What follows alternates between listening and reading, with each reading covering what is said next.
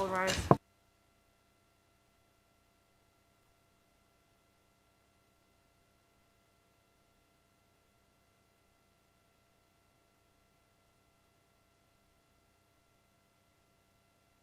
Kosovo Specialist Chambers is now in session.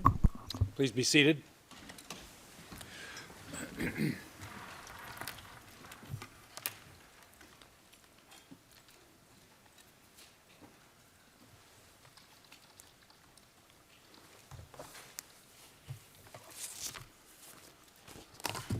Good morning and welcome, everyone. Madam Court Officer, please call the case. Good morning, Your Honors. This is case KAC BC 2020-07, the Specialist Prosecutor versus Gucati&Haradinaj. Thank you. Have the appearances changed at all today? Not for the prosecution, Your Honor. All right. No changes, Your Honor. All right, Mr. Cadman. We are joined this morning by Ms. Bernabel, who's joining for the first time. Thank you. And I also note that Mr. Nilsson, representing the registry, is in the court today, and Judge Mitro is once again with us on the video link.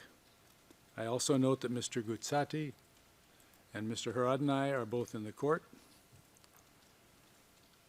Mr. Cadman, we received your email regarding the witness's answer, the second expert. His reasons are basically travel difficulties. We ruled yesterday on another video link application, and we clearly said that such reasons will have to be balanced with others related to the arrangements to be made for this video link. Do you have any further submissions on this? Well, yes, Your Honour, it's not just a matter of travel difficulties. Of course, there are travel difficulties in getting here. It is that he's due to have his booster on the 28th. If he is to travel here, he will have to quarantine, I believe that's a hotel quarantine, for 14 days upon his return. Our understanding is that the registry would be able to have exemptions for the purpose of travelling. He would not qualify for any exemptions. So it's not just a matter of difficulties in travelling. There are numerous difficulties in him being able to be here and then returning to Australia. He is prepared to testify via video link. He is available on the 24th or the 31st. There's nothing really further that I can add. Thank you. Mr. Nilsson, what can you tell us about this situation now that you know what the situation is? Thank you, Your Honor. So with regard to this witness, I can inform Your Honor that a formal request went out to the state in question immediately after the decision by the Court of Appeal on Friday. We know that this formal request has been received, that it's being processed by the national authorities. These things take time. This is out of our hands. Part of the agreement we are looking for with the state is not for any registry staff to travel there. That's simply not realistic and possible. But then that requires other arrangements and liaison with technical personnel on site. So once we get a formal response, and I said that in the last hearing, we foresee 5 working days to be able to organize everything. So that's what we are looking at. I think that's all I can say for the moment. Are those authorities aware of the urgency of the time? Yes, they are aware. We are in contact with them informally. Things are being processed, but yeah, through the normal ways. Mr. Howling, anything to add to the submissions? The SPO's position on this is similar to other video links. As long as the logistical arrangements don't cause delays, we have no objection. We note that the reason given by the witness for a video link is a reason that will be common to every witness who has come or will be coming for the foreseeable future. But the registry's answer just now sounds like it may be possible to accommodate the logistical constraints. While you're up, let me ask you another question. In the event that this witness would testify, is there going to be need, if it could be avoided, to have private sessions? We can endeavor to have a plan that doesn't necessarily implicate private session. However, this is not something that we can promise in the abstract, and indeed some of our cross-examination for this witness may delve into private session materials. So we will try not to, but I can't promise it right now. Mr. Cadman, I'll ask you the same thing. Do you envision private sessions with him for any Absolutely reason? not. We would like the entirety of his evidence to be in public session. Of course, there may be certain matters that are put to him that we need to go very briefly into private session, but certainly we will endeavour to ensure that what we seek to elicit from him will be in public session at all times. But I cannot predict what may come up during his evidence, and certainly I can't predict what the prosecution is going to question him on. Well, I take it you know what he's going to testify about, and you know whether or not anything that would require private session will come up from your direct examination. Well, what I can say is I do not envisage having to go into private session at all during his evidence. All right. And I am sort of asking you the same question. You have some idea what he's going to testify about. You're not anticipating a private session, but it could be possible. But you understand if we do something other than a secure video link, if we would say, is it possible to do as we were doing with Judge Mitro, to have him on a Zoom hookup where no private session would be possible?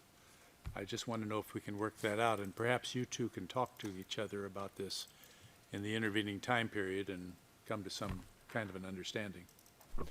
Understood, Your Honor, and we will try. The one point to focus on in particular, we may need to show confidential documents to this witness. We've been able to accommodate that in the courtroom here because we can show the confidential documents securely and the judge on the video link can see. We wouldn't necessarily be able to do that the same way with the expert witness, which is why I have hesitance to your original question.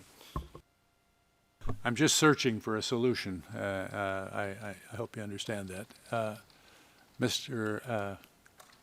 Do you have any? Nothing particularly in addition to that, Your Honour, other than, of course, to point out the obvious time difference there will be and how that can be facilitated depending on where the witness eventually gives his evidence from. He'll have to just deal with that. If you have to get him up in the middle of the night, that's part of the cost of doing business, I guess.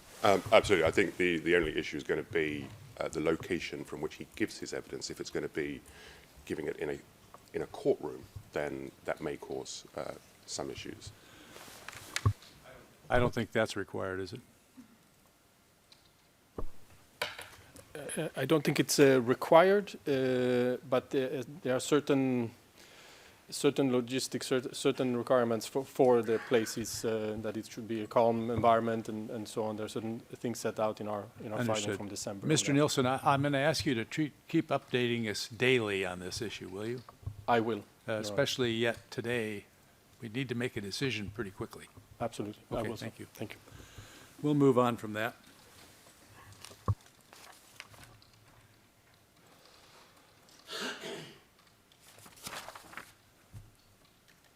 Before we continue with the cross-examination, I just want to point out to the parties that paragraph 81 of the Order on the Conduct of Proceedings provides as follows. Any party wishing to object to a question during testimony of a witness shall stand and concisely state the objection. So please refrain from lengthy objections that might influence or tip off your witness as to what his answer might be. One other thing, Mr. Holling, how long do you believe your examination might continue, your cross-examination? No limitation. I'm not putting a limitation. I just want to know, and I'm sure that the other lawyers do. I was anticipating this question. I think using all 3 sessions today is quite likely. We talked previously about finishing today as well. I'm less confident than I was before given the speed of the examination, but I can guarantee it will be within the original 10-hour estimate. And the question is whether it finishes today, 3rd session, or tomorrow, 1st session. Thank you. All right, Mr. Holling, you may continue your examination. Thank you, Your Honor. Good morning, Mr. Haradinaj. Good morning. Mr. Haradinaj, I would like to move now to the events of September 2020. As regards the batch of materials that you were provided on 7 September 2020, the SPO came to the War Veterans Association and took them back the next day. Isn't that right?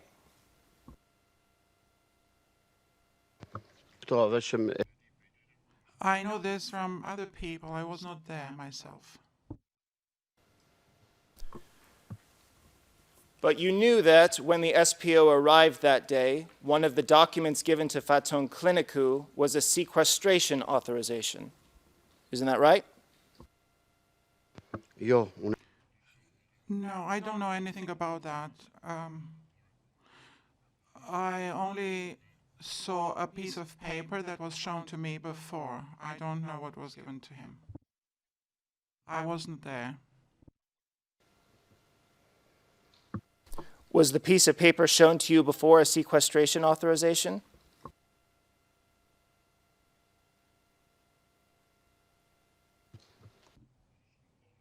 I haven't seen or signed any authorization. I was told by the witness that this is a certificate that I am taking these documents. That's what we were told. And that's what I'm saying today. Mr. Haradinaj, I'd like to take you to your statement, and this would be Exhibit 2D1, I suppose, and it would be paragraph 87.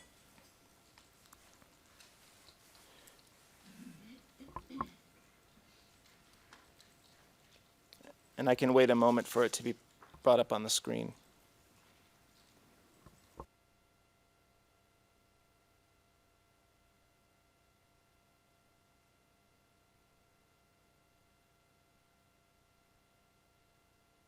Now, this particular page has confidential information on it.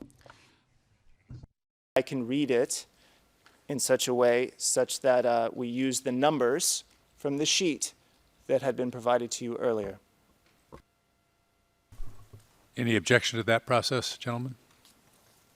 No, Your Honor. Thank you. Go ahead.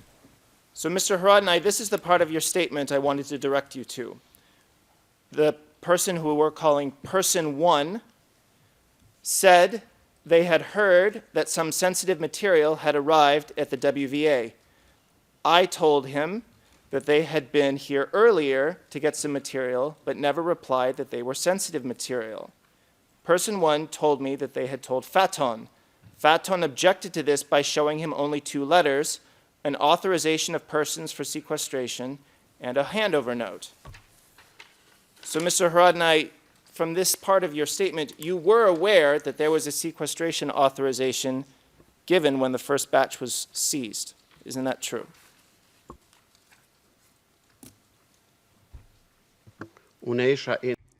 I was informed by Faton. I was not aware of that because I was not there. I related what I had heard. I was not there and I couldn't be aware of that. I am telling here what Faton told me. I referred to Faton's words. Faton did not have any papers in his hands. When I signed a piece of paper, it was just one piece of paper, and that was the time when I signed. Here you are talking about the first time, and about the first time I can only refer to what other people told me. And in this exchange, Faton is Faton Clinicu, correct?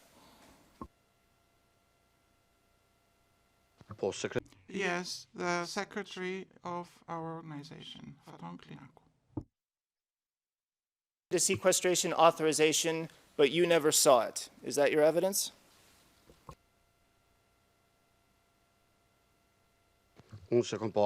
I never saw it. And the time that I was given a piece of paper to sign, I did not see 2 pieces of paper. It was just one, and I was asked to sign it. Husni was given one piece of paper and then I signed it. Court officer, please pull up P83, and it's a Facebook post, it's not a video. The ERN is SPO E00222 202 200222288, and it should be the first page.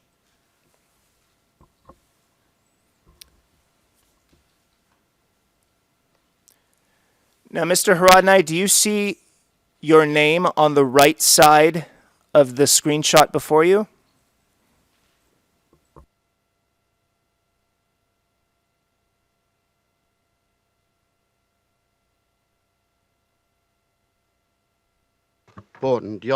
Yes, on the right, I can see this. It's Facebook. This is a Facebook post of yours from 9 September 2020, is it not?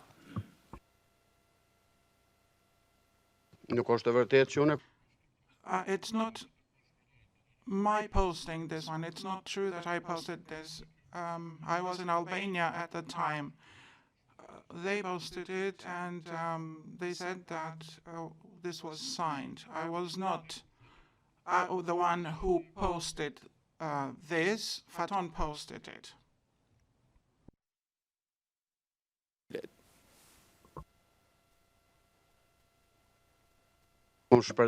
I shared it. This is not a picture I took. This is not something I saw. I did not post it. Reposted this document without seeing it? No, I didn't see it. I just saw it there and that's it.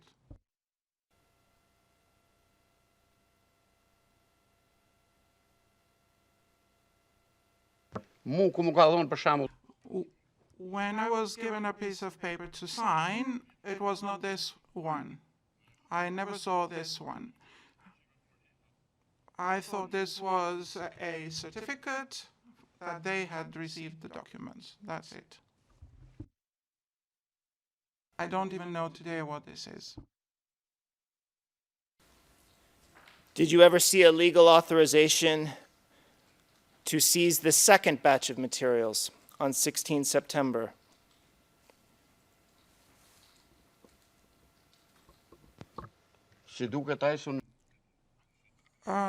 Can I see it? How does it look like? Because I don't know. If it looks like this one, I haven't seen anything like this.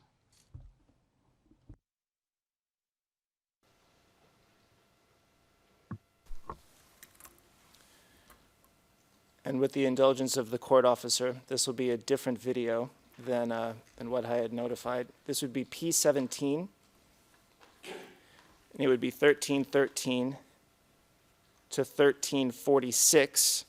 And Mr. Haradinaj, the ERN for this is 081-979-05. It would be page 6 in the English transcript, P17 ETRED. And it would be an excerpt that begins, "Yes, yes, feel free." And it ends with the words, "Publish it or not." Mr. Haradinaj, I'm going to play this video for you, and then I'm going to ask you a question.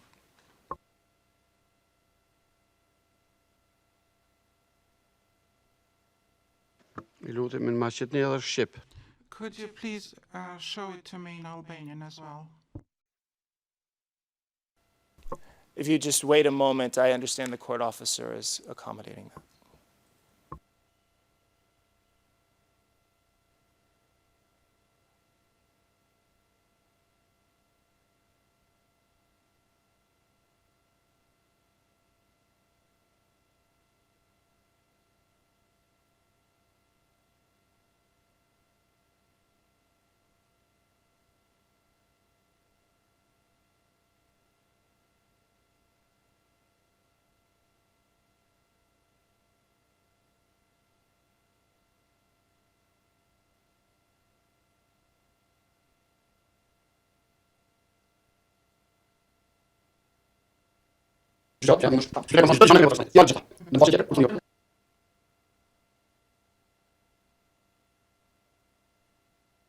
Interpreter note that it's not intelligible.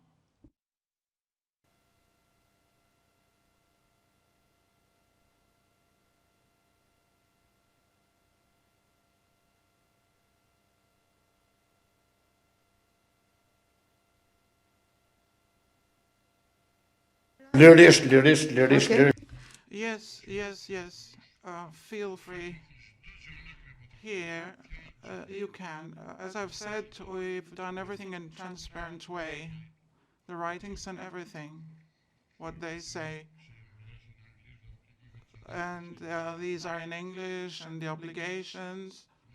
That you don't publish them then? No, we don't need to publish them. This is their competence. They decide whether to publish or not publish them. Thank you, Madam Court Officer. Mr. Haradinaj, what do you think the document is you're holding in your hand in that video?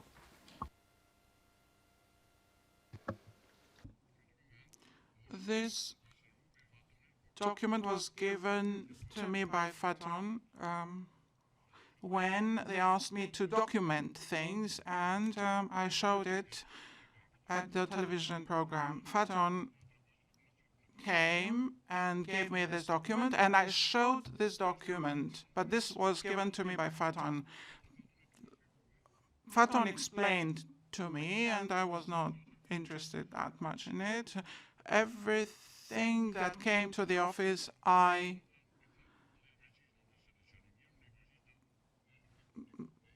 was transparent about them. This is not a document that I had. This was a document that I was having an interview, and Faton brought it to me, and then I showed it to the camera. That's it. I was not given myself any such documents. I don't know whether Husni was given such documents. I don't think he was. But if he was given one, I didn't see it. When you say you weren't given it, you're talking about the document you're holding in your hands in the video? Is that right? I never saw any such documents, multiple pages of a document. I don't know about Husni. What I was given, it was just one sheet of paper. And in fact, that was first handed over to Husni, but because he was further away, he couldn't sign it. I asked whether I could sign it in his place. On the video, you said it's in English, the lines in English and the obligations they tell us we have. What did you mean by that?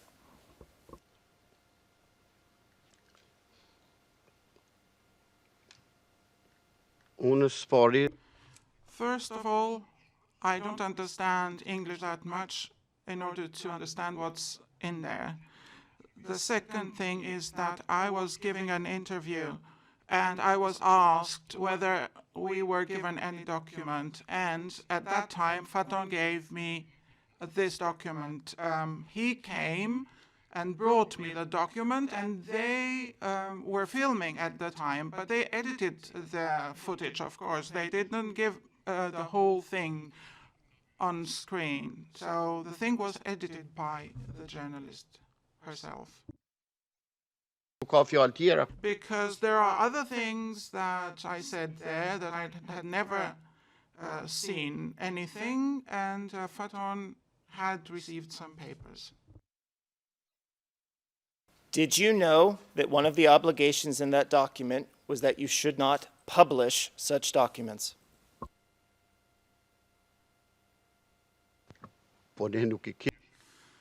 We did not have any documents anymore. They had been taken away from us. And that didn't answer my question. I'm going to ask it again. Did you know that one of the obligations in that document you're holding on the video was that you should not publish such documents? Unë thash I said, this is a document that Faton told me was given when they took the first document. I did not have any other papers to publish. Secondly, we did not publish anything. I personally did not take any pictures. We just took whatever was brought to us and we put them there. It was up to other people to whether to publish them or not. Mr. Haradinaj, please, with a yes or a no, did you know that one of the obligations in that document was that you should not publish such documents? për mua s'ka qenë It was not clear to me, but I will tell you, no, I personally did not know that. Did the War Veterans Association know that? po shpresoj që se ka I'm hoping they did not. I think Mr. Haradinaj may have actually answered the question, but I was going to say, if Mr. Halling is going to put a question to him, he should put it to him about precisely who he's referring to, not the entire organisation. Mr. Haradinaj can't answer for the entire organisation. Sustained, I'm sorry, I had my mic off. I can individualize it now, Your Honor. Please pull up video P4. The relevant timestamp would be 1625 to 1719. The ERN would be 081347001. The excerpt is public. It is page 8 in the English transcript. And it is an excerpt that begins with the words, Mr. Gucati, if I am not mistaken,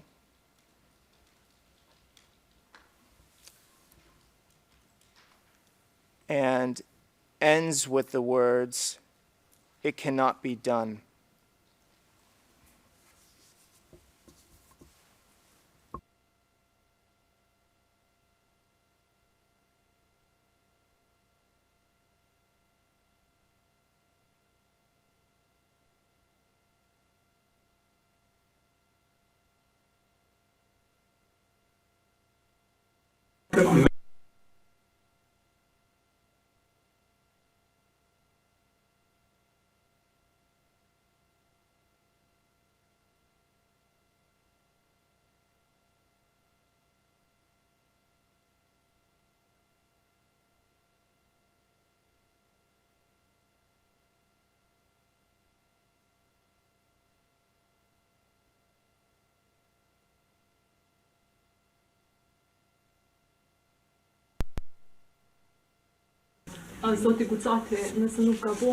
Mr. Gucati, if I'm not mistaken, you said that the specialist chamber rules were shown to you by the officials who were inside the offices a few minutes ago. Were there any warnings that if you don't adhere by those rules, they would initiate, let's say, hypothetically, no, they can say that it is not good that these documents be multiplied, distributed, or names of witnesses be published. As the lawyer said, we told them that we're not interested in multiplying them. We are not interested in keeping them at all. We are interested in unmasking the specialist chambers. We have said for a long time that this court is racist, it is biased, it is unacceptable to us, and therefore this is the reason why we publish all these documents. This is what it was. They addressed to me in the summons, and here it is written saying only that multiplication cannot be done, as well as the distribution. It cannot be done.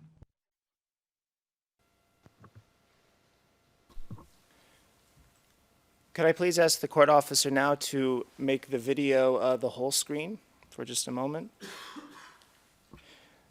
Mr. Haradinaj, do you remember this press conference? Mr. Prosecutor, I would like to thank you for giving me this opportunity. Can you see this photograph? I'm not there. This is the moment when I had already left, because it is impossible for me not to be in a press conference as the spokesperson of my organization. But as you can see here, I'm not there, and thank you very much for showing this picture. Your Honour, Yes. just a note for the record, the translation given is different to the English transcript, so either the English transcript is wrongly translated or the interpretation that's just been given is wrongly interpreted. We will obviously have to check. Thank you. Yes, and the translators are interpreting these videos in real time, as I understand, for the benefit of the record. So I don't think that it should even be expected that they should match a final edited transcript necessarily during the courtroom. So I'm sure this will be adjusted. But I appreciate they're doing their best to translate what is very quick speaking, but if it's for the record, it should be a correct translation. Thank you. Mr. Haradinaj, when Mr. Gucati says these words, "No, they told me clearly that these documents cannot be multiplied, distributed, or the names of witness be published," as the lawyer said, was that a message that you had received as well?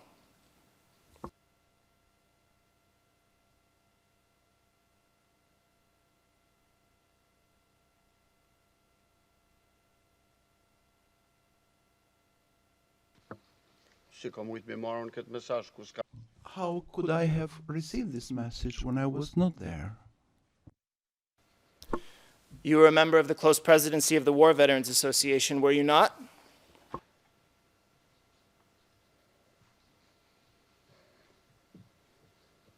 jo vetëm antar. I was not only a member, but I was also the deputy chairman and the spokesperson. So is it your evidence that the lawyer, who is Tomigashi in this picture, told this information to Mr. Gucati but not to yourself?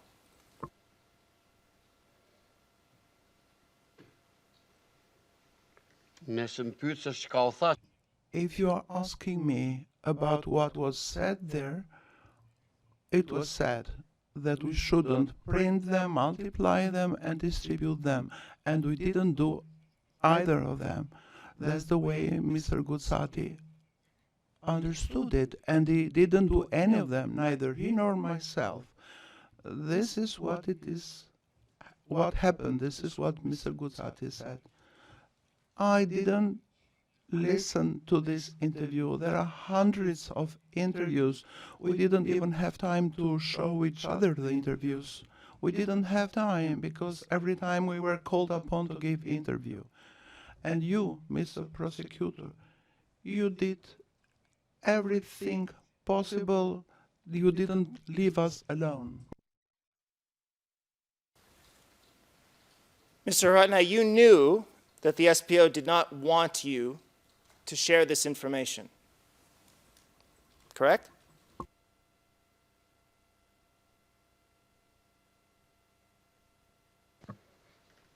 ti pe konstaton se çka kum ditur apo? You are confirming what I knew? Is that right? That's right. It's a question for you. You knew that the SPO did not want you to share this information.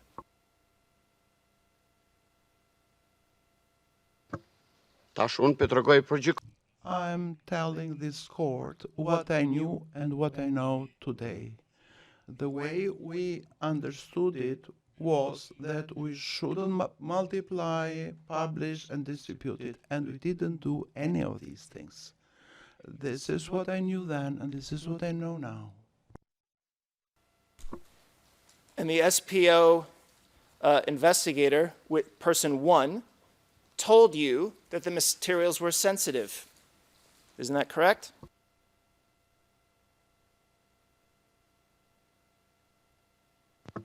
Personi numër 1 Person one said they may be sensitive, and he never told us exactly whether they were so.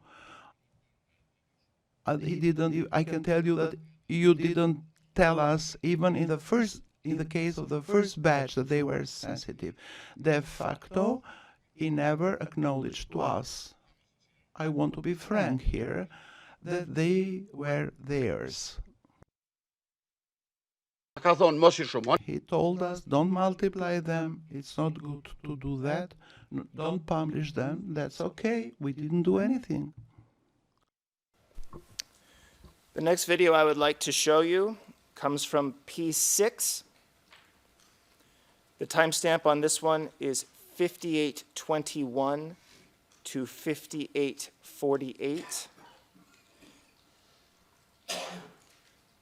It would be page 35 of the English transcript, and the number is 08135502. And the excerpt starts, that's what they told you, and it ends with material we receive.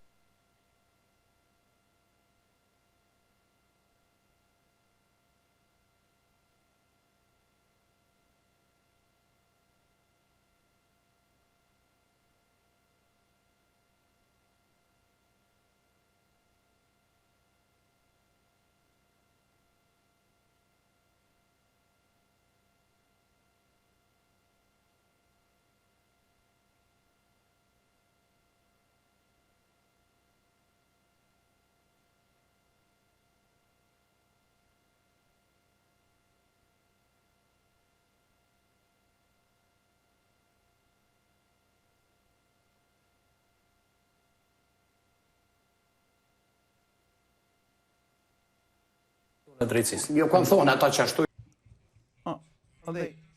They told us we must do what they told. Now, let us make it clear to the public why you are saying this. After the meeting of the SPO representative with you, he made it clear to you. He didn't make it clear. He made it clear. But we said every time we receive a material, we shall disclose it.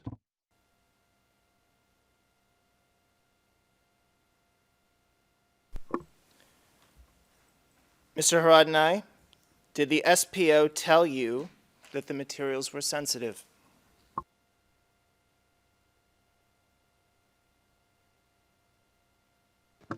Më falë zoti prokuror, veç ta këshilloj. Excuse me, I want to look at the list to see whether Zakiria's name is there. It's good of you to show me this document.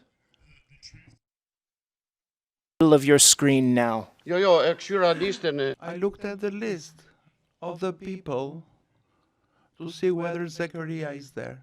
Mr. Prosecutor, I regret it. That day, Halil Berisha, he should have been there, but he was a victim.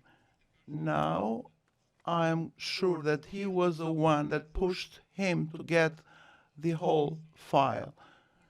Because none of the journalists during the 3 sessions wanted to get a whole file. He was there, came and got the whole file. He called you and he provoked me. That night, he served more as a prosecutor than all your prosecutors. He did a very good job for you, and now he tries to pose as a different person. He is one of those journalists that I said, Your Honor, that have provoked us. Maybe they told you. They didn't tell us anything. Edhe këtu është qaraj, që ndoshta e ka thonë ju pak. And I'm explaining Maybe he told you. He didn't tell us anything. He should have told you that he didn't tell us anything. When Gazeta in Focus returned the documents that we're discussing, you wanted them to suffer for that decision, didn't you?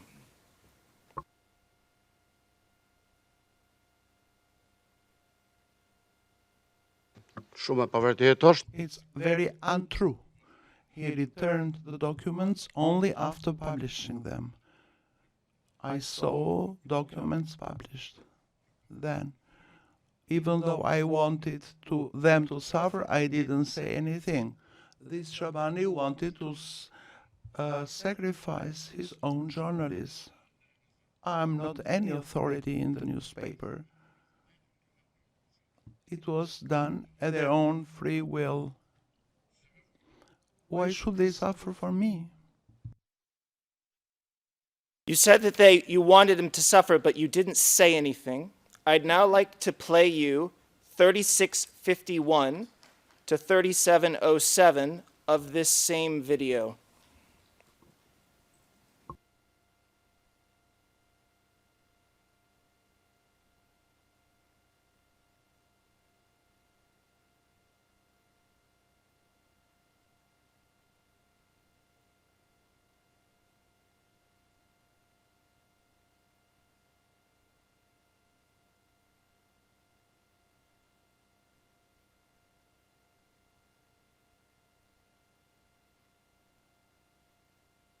And Mr. Haradinaj, just when we're getting the next excerpt queued up, we're talking about In Focus now because this is an In Focus journalist you're speaking to in the video. Is that correct?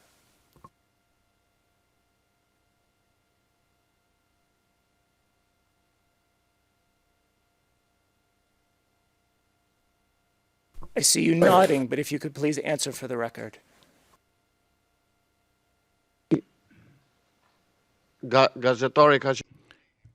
The journalist was Halili. This one is the chief of the In Focus, the one who gives orders. Thank you. And then whenever the court officer is ready with the video. You are smart, you can understand. In Focus has published, In Focus has been the best. He agreed to take them. The others might have taken them, but he did his duty. Why should he stand up for others now?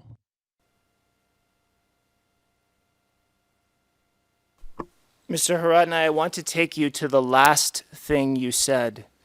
He did his duty, but now he wants to stand by the others, so let him suffer for that, because he's attacking as a group.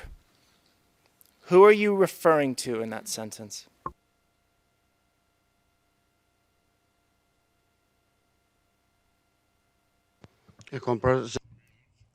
Zechariah, he did his duty because he was the one who came and picked up the entire file. He came, and now I see that he took them deliberately, because it was only his journalist that asked for the entire file.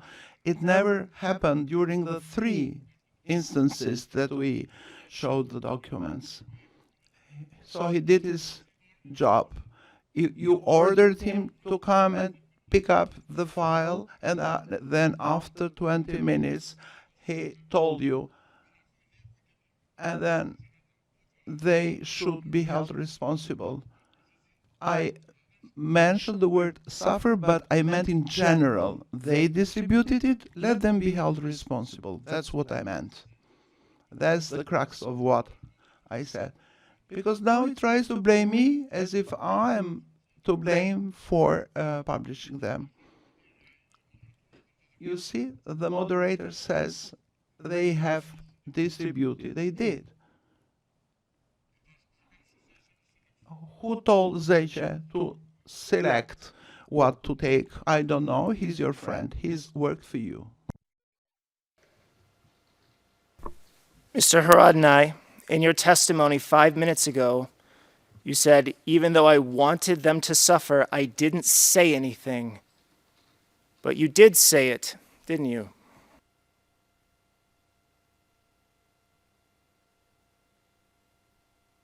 Unë jam me vu. I am for suffering, but the person who has done it should suffer. I shouldn't suffer for something that someone else has done.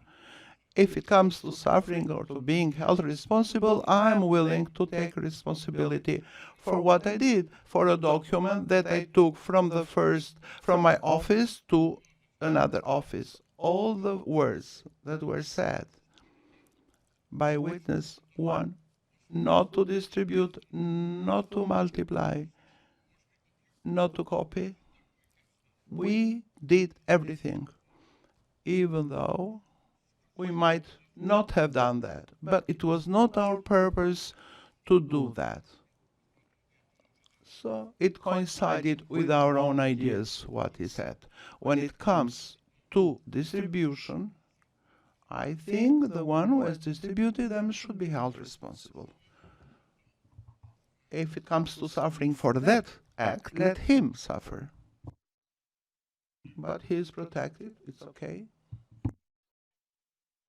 At the end of the day, you disagree that this information be considered sensitive, don't you?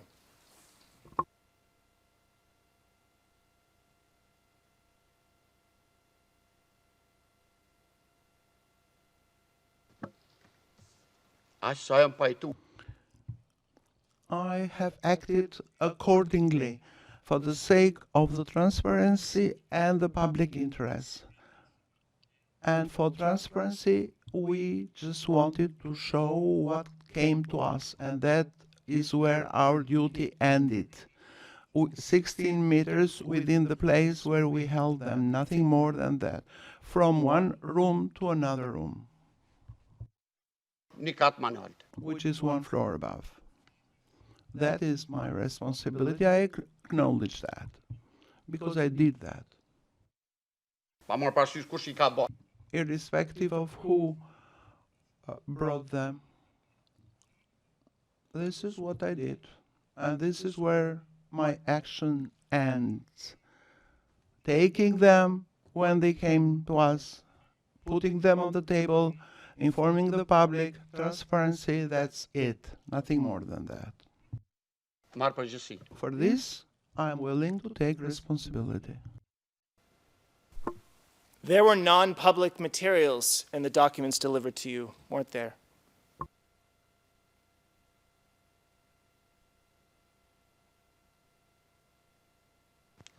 Unë nuk e di. I don't know what was public, what was not.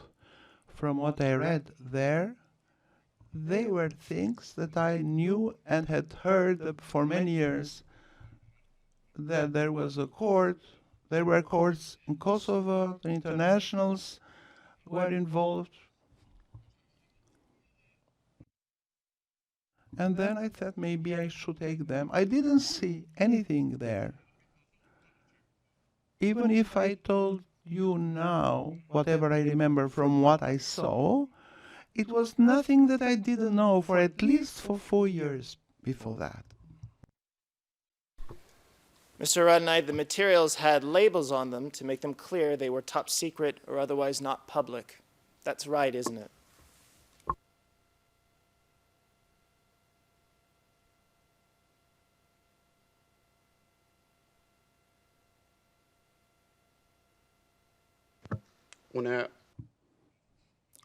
I read many materials that read top secret on top, but they were public. I didn't even take the trouble to think about that, because since those documents managed to come to our office, I don't see the reason why they can be considered secret. Secrets cannot come to anyone's office. You have not even proven that. Sometimes you say it's ours, sometimes not ours. Nobody confirmed to us that they were secret for us to know. If you say that it's written secret, I have seen before intelligence documents published in various magazines. I didn't understand that they were secret. Nobody explained to me, neither to me or to anyone else. How can something be secret when it comes publicly to our office? It's madness to even think about it. Mr. Haradinaj, why don't we go look at another excerpt of this same video that we've been talking about previously. This is P6. The timestamp is now 39:07 to 39:23.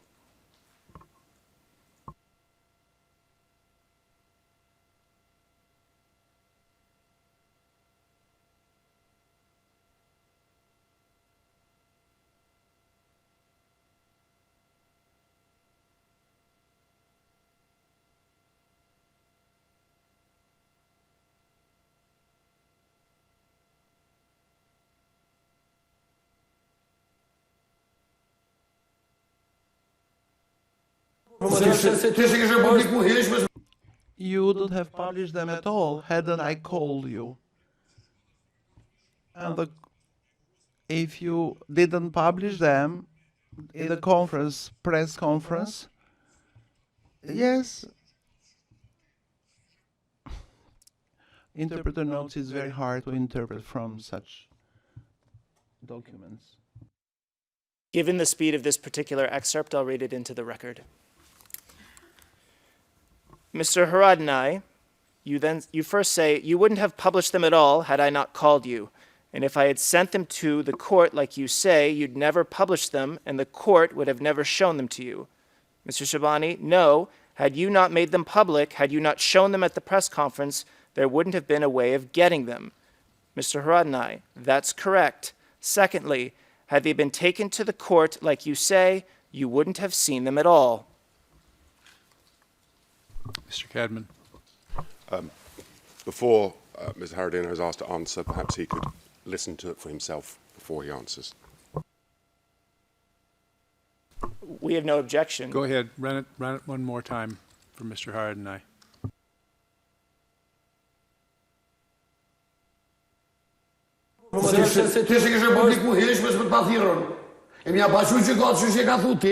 Të shikishe publikuaj që gjykata s'nikësh ka të Jo, ato mos i pas publiku, mos i pas nxjerr, mos i pas nxjerr konferencë për media, do thotë nuk ish pas kur mos jemi më. Po rregull, ta e dyta. Mja pa qenë gjykatë që po thu ti, shikishe po. Mr. Haradinaj, you're smiling now. Why? Po shesh sepse tash I'm smiling because the question is the same. I want to clarify for the court. This talk was held after he agreed with you. And then he comes there to blame us. I am accepting even now. That's why I'm saying I did well for the sake of transparency in the public interest, showing what came to us. Now, here, he is trying to blame me for multiplying them. I said I brought them to you. Then you did what you did. He came here after he talked with you, Mr. Prosecutor. Look well at the time and the date. He has done what you told him to do. He has prepared materials. I'm saying the same thing that I said during the interview. Yes, Mr. Prosecutor, I received the document. I showed it for the sake of transparency and the public interest, what came to us. They might have not taken anything. Why he? Now I'm realizing it. Why is the only one, the only journalist? He is a victim. Why he asked to get the entire file? Now it's become very interesting to me. Now it dawned on me why. That's why I'm smiling. Because he is in a difficult situation. He has to do what he's been told to do. Now, you mentioned the public interest twice in that last answer. In your view, the reason why it was in the public interest was because it was not previously known publicly. Isn't that right?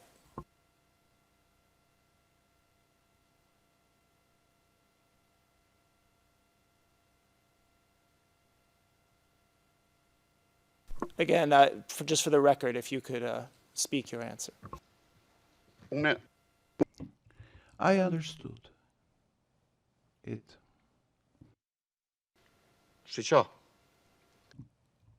listen, it was in the public interest because we were under great attacks.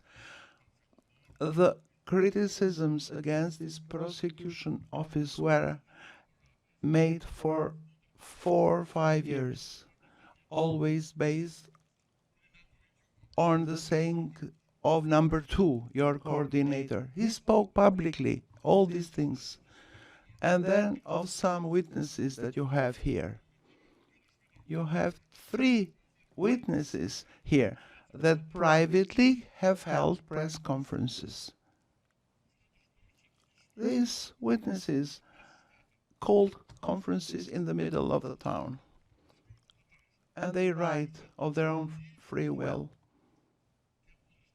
So our opposition to you didn't start on the day that the documents came.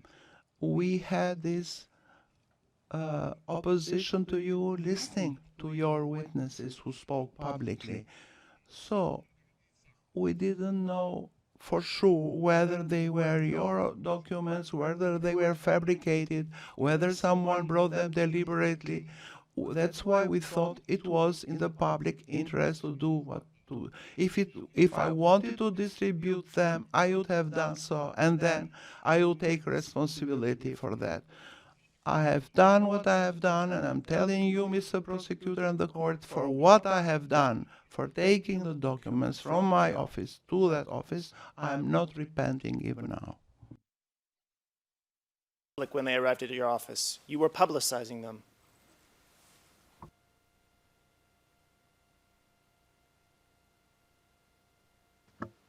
Your documented. No, the documents that are not public could not come to my office. I have documents that are not public. My wife has sent me, or I have sent. I have personal papers that are not public. When they end up in someone's hand, I couldn't tell that person that they are secret. It's my responsibility, and I think even now, when somebody brings a sack of documents to you, it can't be secret, it can't be public. How can it be secret? If I give you this piece of paper here, it cannot be secret. After someone tells me it's secret, then I understand. But they came to us. Why do you say they are secret? That was the logic that I used then and now. If they are yours, you have not even proven that they are yours. You are not saying they are yours. You should be held responsible. Why did you bring them to us?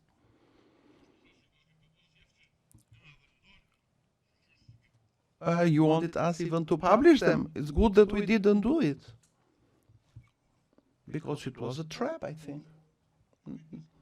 Now I understand it's you behind it, and you want to blame it on us. Just with a yes or no, did you publicize the documents that arrived at your office? You? No. No, we didn't publish them. Publish them. I asked, did you publicize them? Did you publicize them?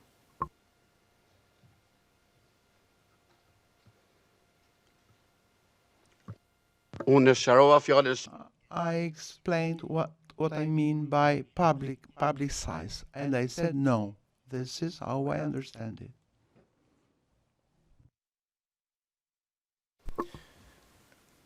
Another video. This is P30.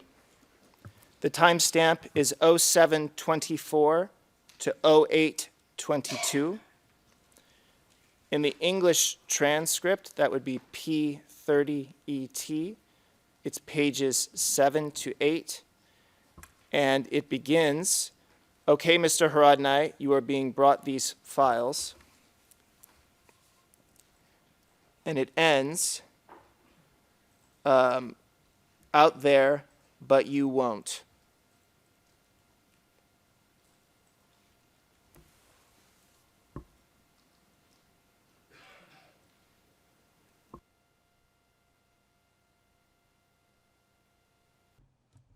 interpreter's note. Can we have an ERN number for the benefit of the interpreters? The interpreters, the ERN is 082-106-03.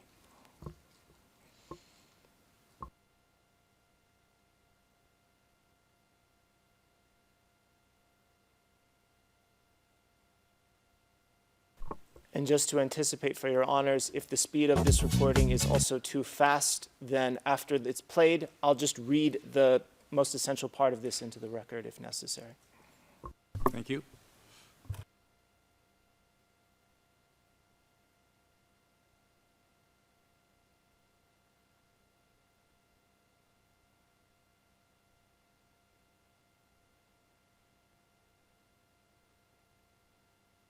Stai un piberri che mi piace che morna no. Mirë, ju e po ja sillni zoti. You have brought them, so Mr. Haradinaj, you are publicizing them. We are publicizing them for you. We are not publishing that. We are giving them to you. Okay, then you give it to the media. Yes, of course, certainly. You were holding a press conference. But that is for you, not for us. No, you are mixing up things. You are meddling with my business. If it's bad for you, not for us. I did not find anything. I'm just asking whether it is or not. Mr. Haradinaj, if they are sensitive documents, you should be aware what can be published and not, and what cannot be published. So,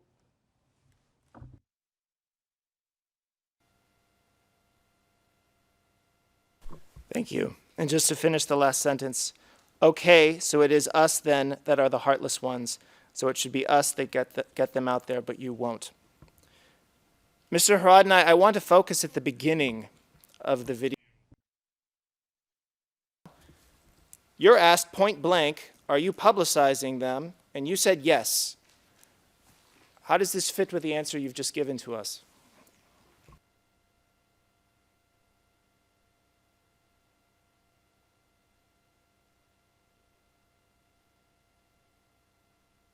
microphone for the witness. All those who understand Albanian and follow this dialogue, everyone can see that this is a provocation and it's a very fiery debate. This is what I'm saying to him, that you are publishing them. We just put them on the table. You are publishing them, not us. And he said, we are publishing them because you are giving them to us. He is claiming that we were doing this, that we were giving out the files. I told them that the shame is on them and not on us. Anyone can look at this, and anyone who understands Albanian can follow it. It's the same thing that I'm saying now. He is asking me, and he is blaming me for putting them on the table. If I am to blame for putting them on the table, okay. And I told him that I put them on the table for you. If you take them or leave them or whatever you do with them, it's up to you. You can leave everything there. We could have done the other thing. We could have just waited for the prosecution to come and take them. Why do you pretend you don't understand, Mr. Prosecutor? We did not want to keep anything secret. Because the person who brought them to us, he could have taken them anywhere. I put them there for the journalists.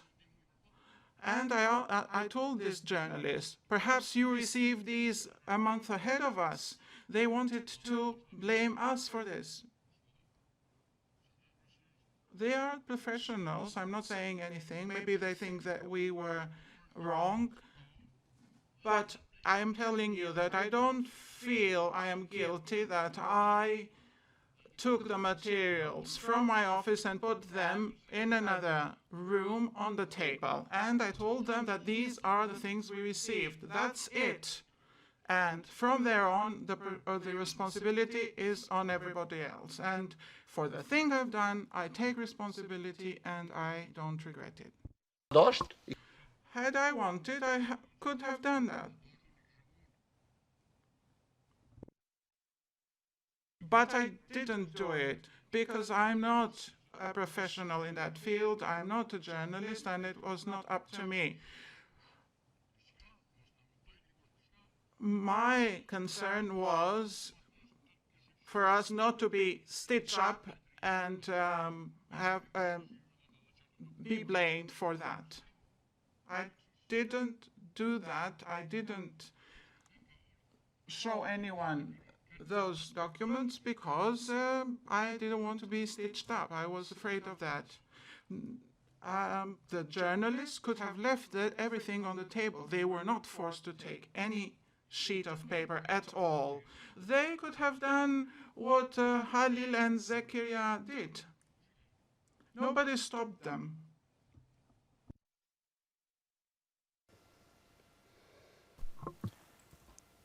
Mr. Haradinaj, at the end of this same excerpt, it is put to you by the journalists, I believe that you are aware of what can and what cannot be published as far as sensitive documents are concerned and what the penalty is for such actions. And your response is, okay, it is us then that are the heartless ones. What did you mean by that? Microphone, please. It is exactly the same thing that I'm trying to explain to. And thank you for reminding me, because it is essential. Because I'm telling him, so you think we are the ones that should be sacrificed.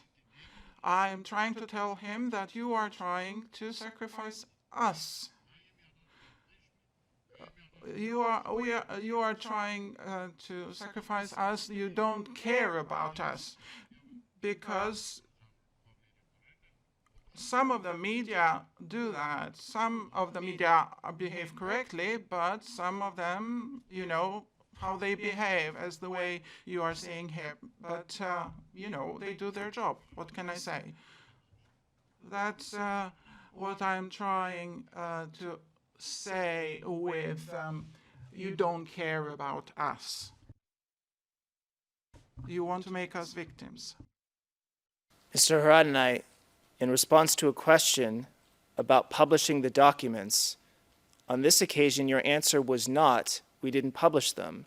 It was, it is us then that are the heartless ones. Why didn't you say here that you didn't publish the documents in answer to the question?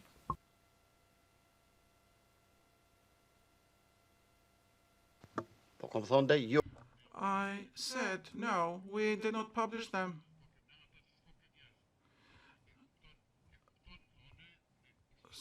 I am trying to explain in a sort of a figure of speech that we are the ones that do not count. You blame the veterans and you call names on the veterans. That's what I meant with that.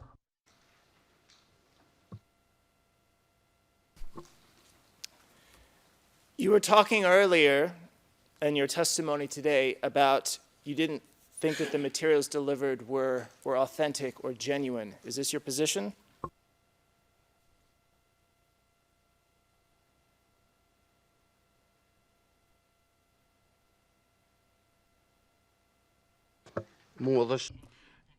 To this day, I am not clear, and I don't know. Even today, I would like to know, sitting here, what the situation is. Yeah, I'll tell you. I'm not clear about that even today. At any point from September 2020 to now, were you at one point clear whose documents they were?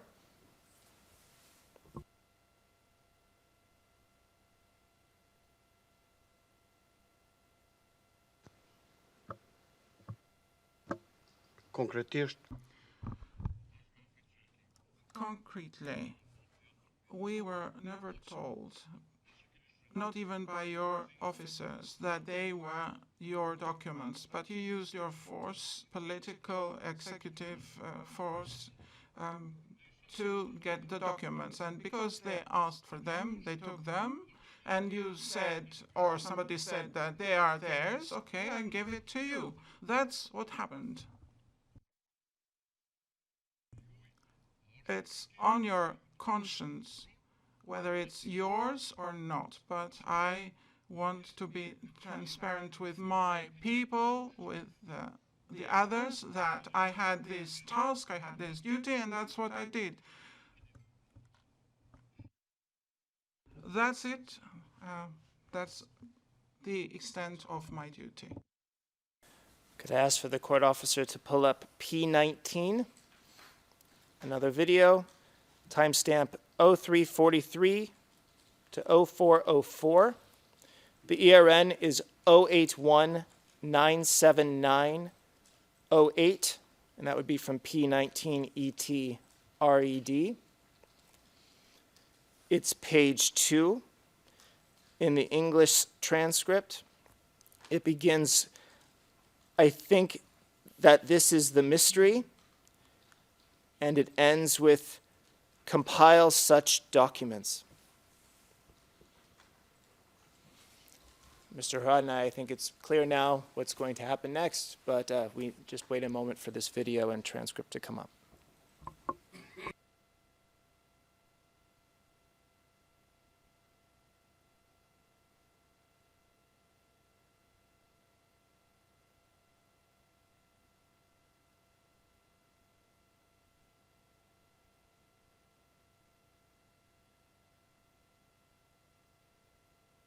Zoti Haradinaj, mirëmëngjes.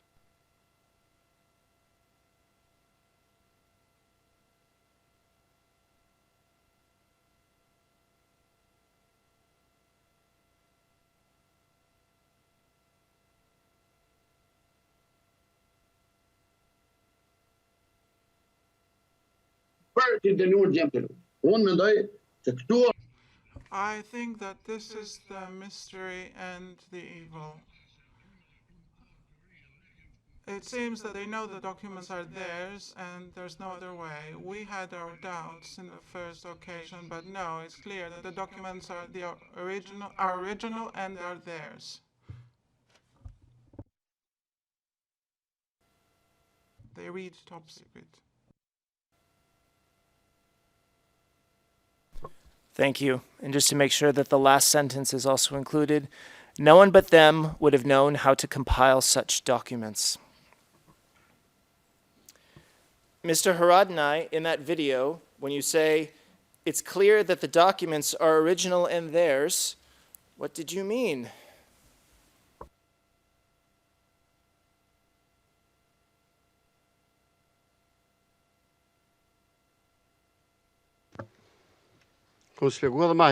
I explained it before and I'll explain it again because you're insisting. We were attacked that these were documents that were created by us, were brought to us by the Serbs, or brought to us by Hashim Thaci, Fatmir Limaj, Ramush Haradinaj, and they have brought them to us, and they accused us of being their tools. And this was after the third time, and an officer of yours came and took them. And I wanted to tell them that we did not do this. It was done by them. Because I always had doubts. Perhaps they were not yours. This is the essence. That we had doubts. We were in a pickle with these. They created problems to us as veterans.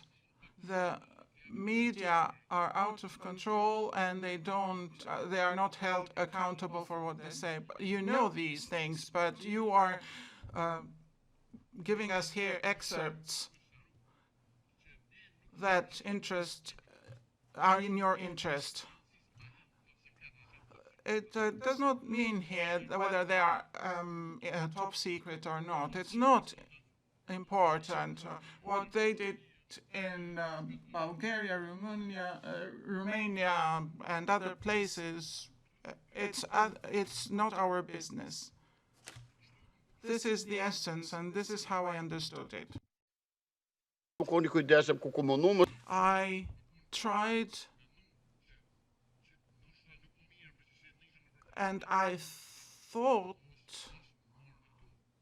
that perhaps it's not good to deal with them, but in fact, we did not deal with them. The only thing we did with them was to transfer from one place in our premises upstairs to another room in our premises. That's the only thing I did. And I do not regret that. I'm telling you this for the fourth time. If that's a mistake, then I accept it. If I'm to blame for that, I will accept that. But I will accept that with the proviso that I've done it for the sake of transparency. If you did not bring them to us, we need to know what has been brought to our offices, and I think you should thank us for that. Mr. Haradinaj, did you know, as of the time of this interview, which was on 17 September 2020, that these documents you were receiving were related to KSC proceedings?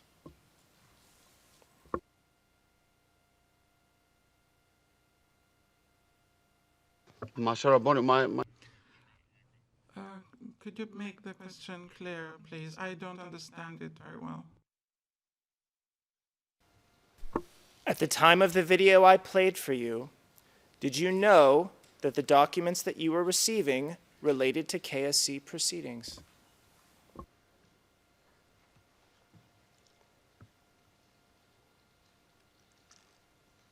In fact, I don't remember when this was recorded, but it is my interview, and it was taken in our offices. Now, your question is what exactly? What did I know? About what? About the content of the documents? About the documents themselves? I don't understand. Did you know that the documents that you were receiving related to KSC proceedings? Just with a yes or a no would suffice. I had my doubts, but I thought no. Said no one but them would have known how to compile such documents. Who is them in that sentence?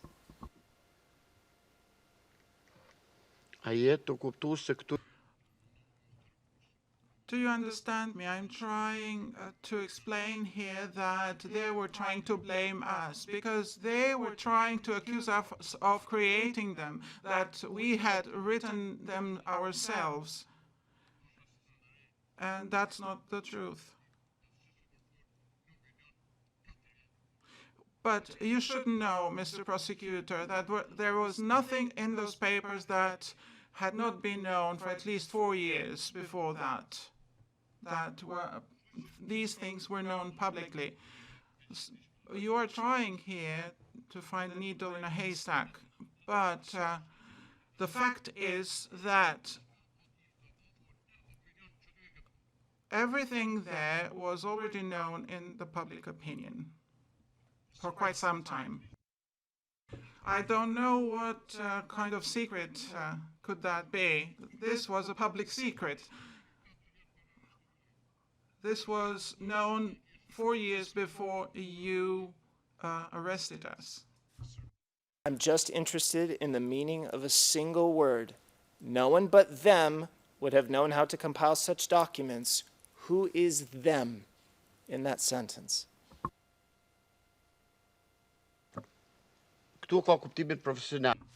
This has a professional meaning, meaning that it's not anyone that could have written these documents, and meaning that we were not the ones to compile the documents. And they were compiled by people who dealt with these issues and who did that sort of work. Whether it's you or your coordinator or your collaborator that wrote them, I don't know. This is what you know. If you call them a secret, for us they are a public secret. They were known before these papers. These facts were known before these papers came to us.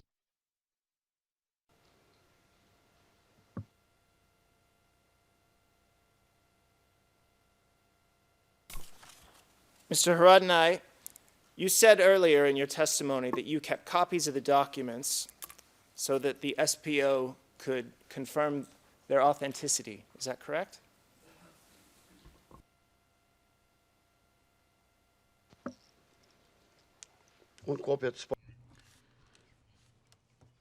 I kept copies for our court in Kosovo. When I was asked whether I would give them to the specialist prosecutor if they come, I said yes, but my initial idea was not keeping them for you, but it was to give them to our courts, because that's my country. And you are pretending to be a court of my country. I do not recognize you. I have responsibilities to my country. If you pretend that you are a court of Kosovo, then, and I would like to believe that for the sake of justice, this is a court of Kosovo, then I will expect justice from this court. But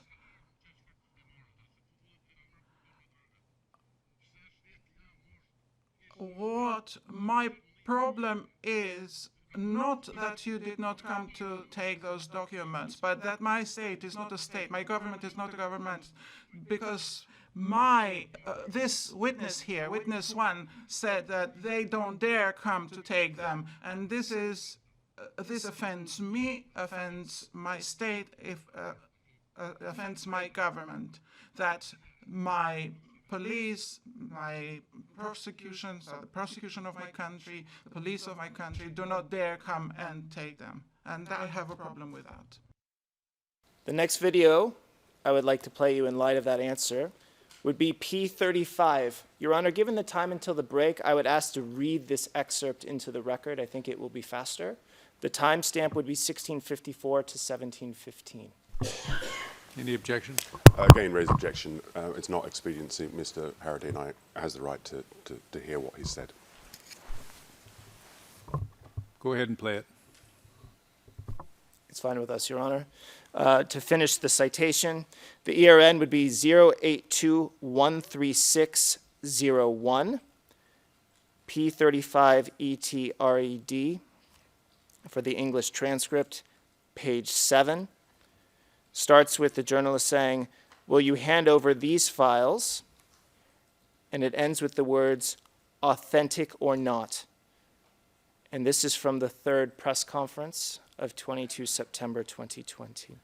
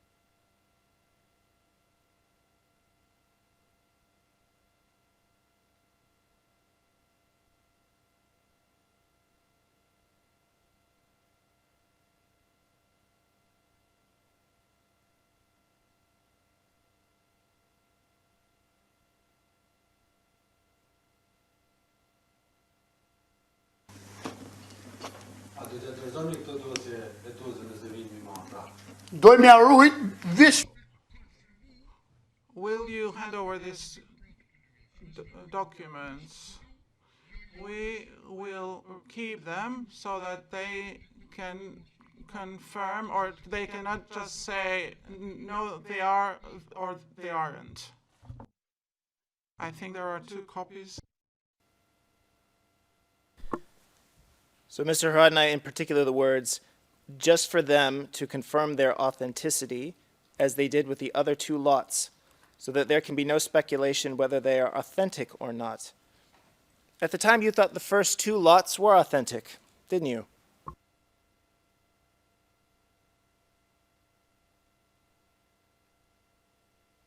No, on the contrary, you misunderstand me. I mean that they never confirmed about the first 2 that they were authentic or not, and they did not confirm the third one. Even today, we have not received confirmation that they are authentic or not. Even today, you are not confirming whether they are secret. So this is what I meant. They will confirm, just like for the first 2. It was never confirmed whether they were authentic. I mean the first one and the second one. Even the third one was not confirmed. Never. They never said it was secret material. And they said, this may be of interest, this may be not. They were hesitating themselves. From what I understood, they were hesitating whether to take them or not, whether they were secret or not. Your Honor, they could have apprehended a person who brought them anytime they wanted. They could have brought people there to apprehend that person, and that's why I have suspicions that you never wanted that. The person promised that he would bring more materials. Why didn't you follow him? Why didn't you guard the building? You didn't need to follow us, to follow the WVAs. You would never have any problems with the WVA. Not then, not now.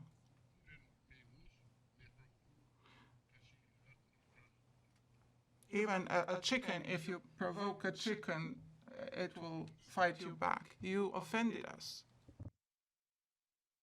You are offending a whole nation, and with this selective approach that you apply. If you don't want to investigate all the crimes that have happened in Kosovo, that's an offense. That offends us. So I'm repeating it to you, Mr. Prosecutor. You have no problem with the WVA. The WVA is not obstructing you. What we are asking is for you to expand your line of work, because you are narrowing it down to a very small area. And I think this is deliberate. This is what I think personally, and this is what the WVA thinks. Perhaps you don't want to project that image, but this is what people think about you, what the public opinion think about you. Your Honor, we can break. Thank you. We will be in adjournment until 11:30. All rise.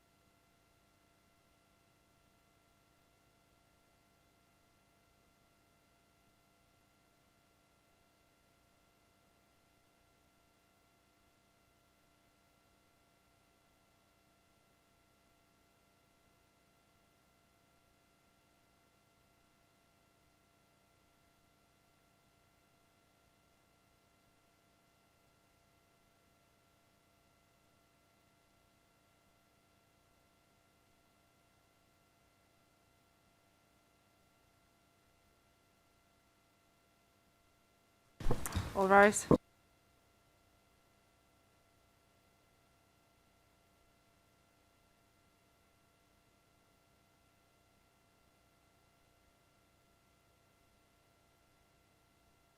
Please be seated. Mr. Baumann, I understand you wish to address the court on behalf of Mr. Gucati. Yes, Your Honour will notice that he's not present. I was alerted at the beginning of proceedings to the state of his health, and in particular pain that he's been suffering, for which he's been prescribed pain relief yesterday evening. He's due to see the doctor again at 6 p.m. and to have further pain relief at 5 p.m. He endeavoured to remain within the court to ensure that the proceedings continued, but he's found the pain has been too much for him to cope with. Consequently, he isn't physically fit, he would say, to attend court. I don't have a medical diagnosis of that, but I assume that that can be obtained this evening, and the court guided as to how one can proceed. I appreciate that the difficulties then arise on the interpretation of Rule 68, in as much as Rule 68.6 would suggest that he should be allowed to follow the proceedings. Rule 68.4C would allow, upon a refusal to attend court, for the proceedings to continue in his absence. I believe that, given his medical condition, that the first provision you read is the most applicable, and it says he shall be be following it remotely. Yes. And that, I believe, is the correct interpretation, and I think that's the most beneficial to him as well. If that's the interpretation of the panel, then that's the interpretation of the panel. If, however, it was felt that in the unusual circumstances, in as much as it's occurred during the course of the proceedings, that the refusal is based entirely and only on his physical fitness, as opposed to any discourtesy towards the panel or towards these proceedings, then it would seem that for the remainder of the day, if the panel chose to interpret the refusal on that basis, one could proceed in relation to 68.4C and D, if the panel chose to interpret matters, which I would invite the panel to do so in these particular circumstances, with a reassessment, of course, as to his physical fitness to be made tomorrow. I'm sorry, I thought I switched it on. I'm not sure I follow you. You do not want him to follow it remotely? No. His instructions would be that due to his physical fitness and his refusal only being due to that, as opposed to, as I say, to any discourtesy meant to any party in these proceedings, he would unequivocally and voluntarily waive his right to be present for the remainder of today's court proceedings as a result of being represented by Specialist Counsel, myself and Ms. Stevenson. We have no problem with him being absent from the court. We just want to make sure he has the opportunity to follow the case remotely, and we will arrange for that. And we don't take feel there's any discourtesy on his part. I know he's been here throughout the entire proceeding, and I could tell today that he was suffering some, so I appreciate that. We will have to adjourn now, and what was the time frame? We were hoping to finish today, tomorrow first session at the latest. Yeah, I understand. No, I was, Kinga? What? Break 2-hour break?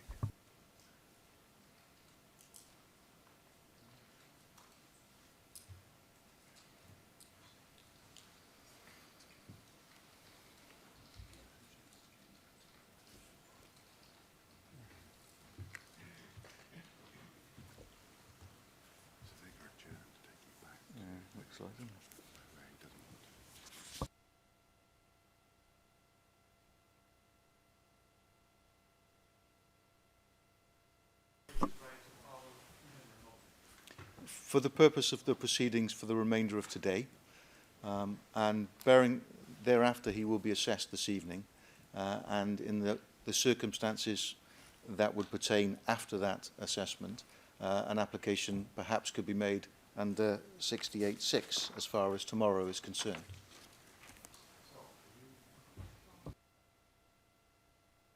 on this? Certainly, Your Honor. The way that we understand the provision, if the accused is following remotely, it would be Rule 68.6. And if the accused is absent and is not following the proceedings, it would be Rule 68.4. And we appreciate in the circumstances it's Rule 68.4 sort of by analogy because this is not a refusal to attend.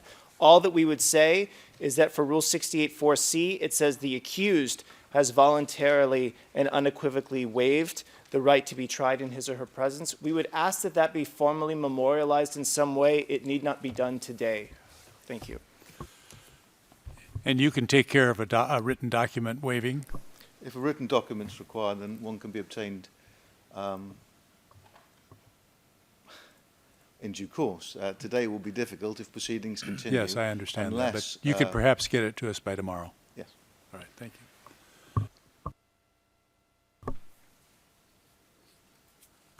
All right, under 68.4, the accused has voluntarily and unequivocally, according to his attorney, and to be followed up with a written document, he has given up his right to be tried in his presence for the remainder of today. We appreciate his cooperation and the cooperation of the attorneys. Mr. Cadman, I skipped you. You have no comment on this, I take it. No, I observed Mr. Gucati this morning, and I fully concur with what Mr. Bowden said. Thank you. So, we will go ahead, Mr. One Bowman. point, if I may. I wonder whether, ordinarily I understand the visiting times for a Zoom conference would be from 9 a.m. at the Detention Management Unit. If there's the opportunity of the earliest possible Zoom conference tomorrow morning, that would enable his position to be properly assessed by ourselves, any application and information to be given to the trial panel, and any formalised written document to be provided and returned. We will express that wish to the registry and say that we support that view and that hopefully they can accommodate it. Thank you, Your Honor. You may proceed. Thank you, Your Honor. And we'll actually open this session, Mr. Haradinaj, with a video. This one is going to be P1. This is the first press conference. The timestamp is 0316 to 0410. And the English transcript is P1ETRED, page 2. The ERN 081344401. And the extract begins, "What is worse?" and it finishes with "what they once said." And Mr. Haradinaj, after the video is played, I'll ask you some questions about it.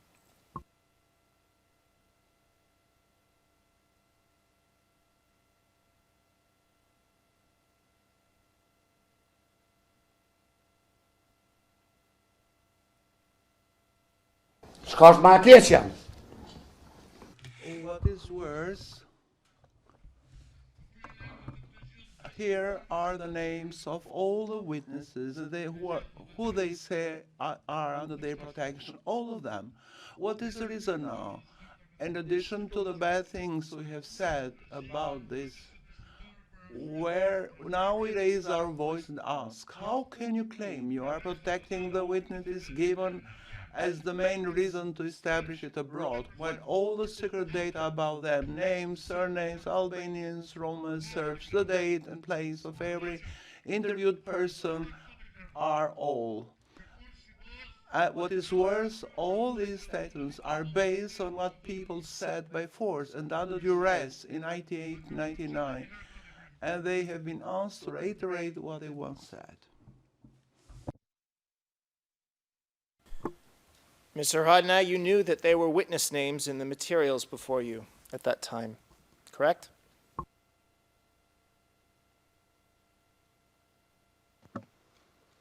Paul? Yes, I saw them there. I saw also when you have interviewed them, how you have interviewed them, with whom you have cooperated with, and who has interviewed them since the wartime. And I'm asking you again, what was the reason? Why? it was said that the court should investigate witnesses. Everything was there, names, last names, judgments going back to 81, to the Serb courts. That was what concerned me, and I'm saying it today again. What is the reason that you call this a document which you consider secret and it ends up in my office? What is the purpose? Who is the one that brings it to me? Why? That's what I'm asking you. I'm repeating for it to be clear to everyone. I don't understand to this day. Time that those witnesses were under protection. Isn't that right?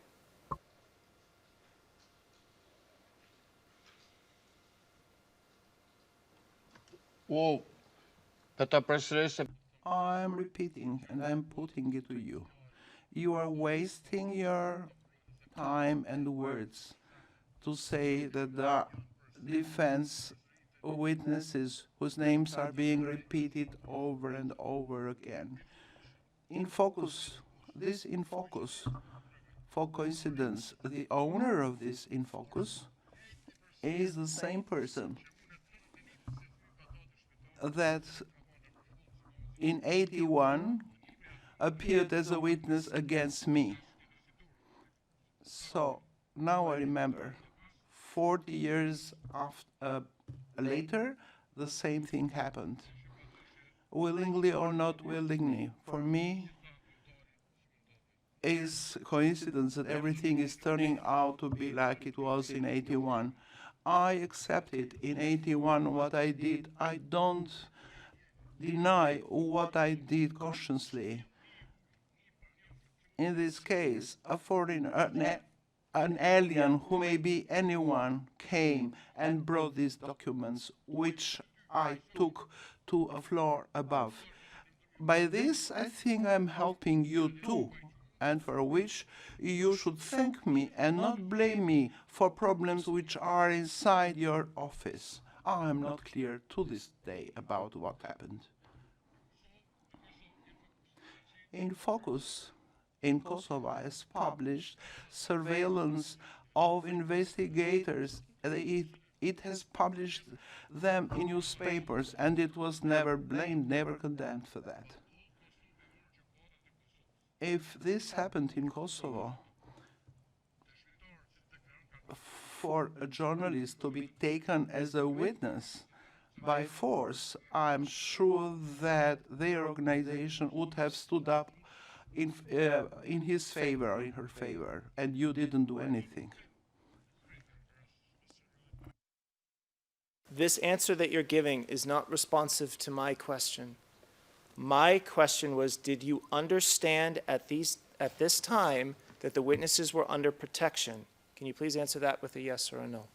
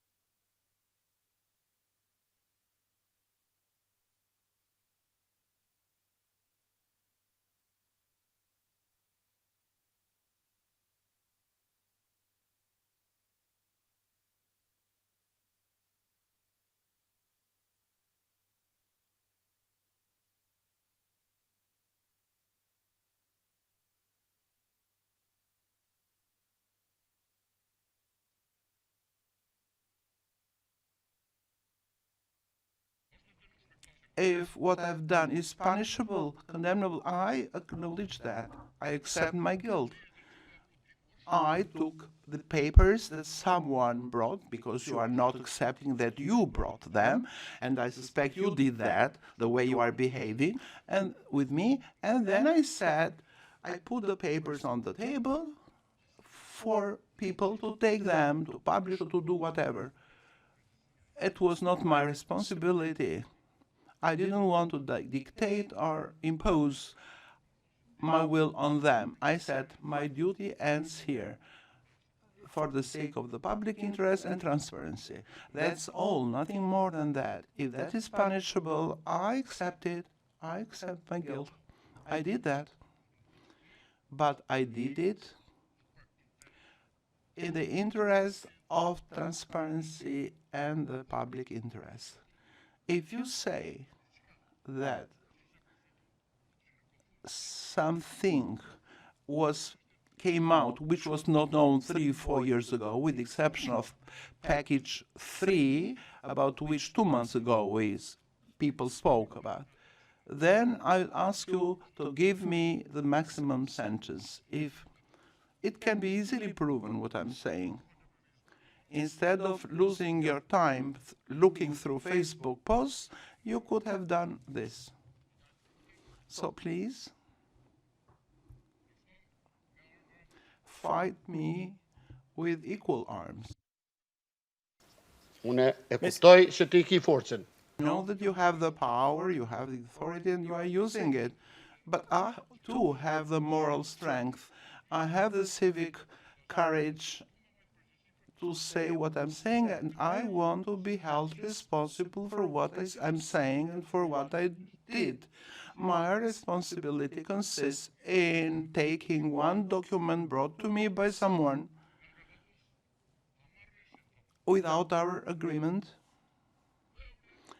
and then I called the media and showed them that it was that document and left it there. I abide by this responsibility. If the answer is long, that is it. Don't try to present those names as if they appeared for the first time. These names were mentioned and for a period of over 5 years. Or, let's say, 4 years, 3 years, if it pleases you. The only names that were mentioned afterwards, in the case of the third batch, they showed the names that people were speaking about. People even knew that they are going to be summoned by the court. You can see that in the media, in the press.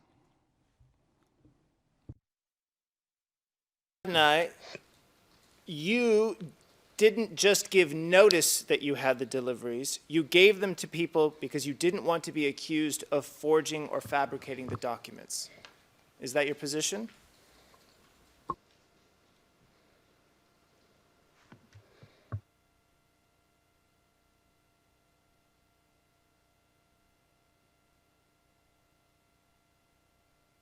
If you'd like, I can repeat the question.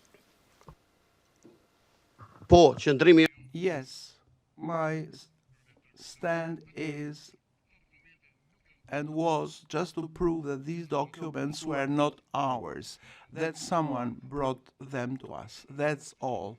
Only that. You have proven that the documents weren't yours with redactions applied to the witness names?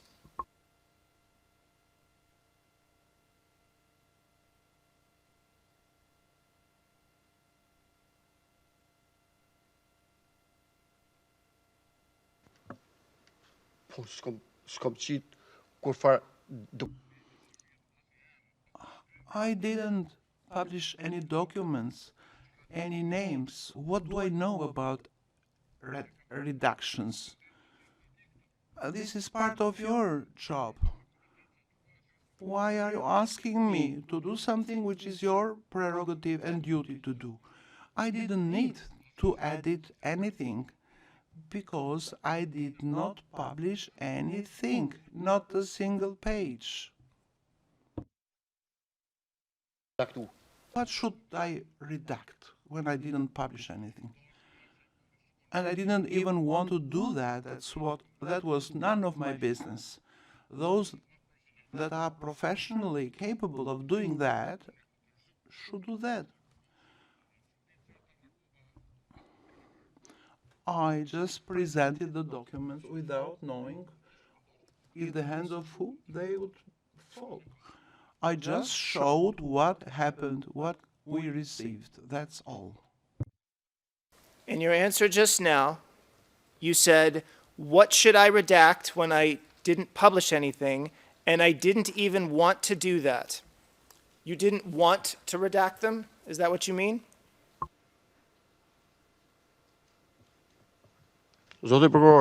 Mr. Prosecutor, I regret to say what I'm saying. Don't pretend to be a fool and not understand what I said, or otherwise, maybe you should change the interpreters.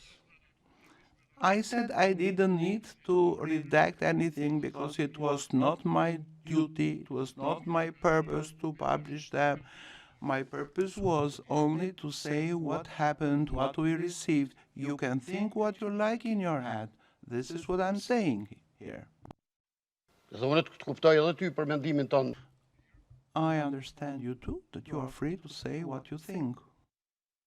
But my opinion is what I'm saying, and by this I abide. Mr. Haradinaj, my question is, did you want to redact the names? Can you please answer that question?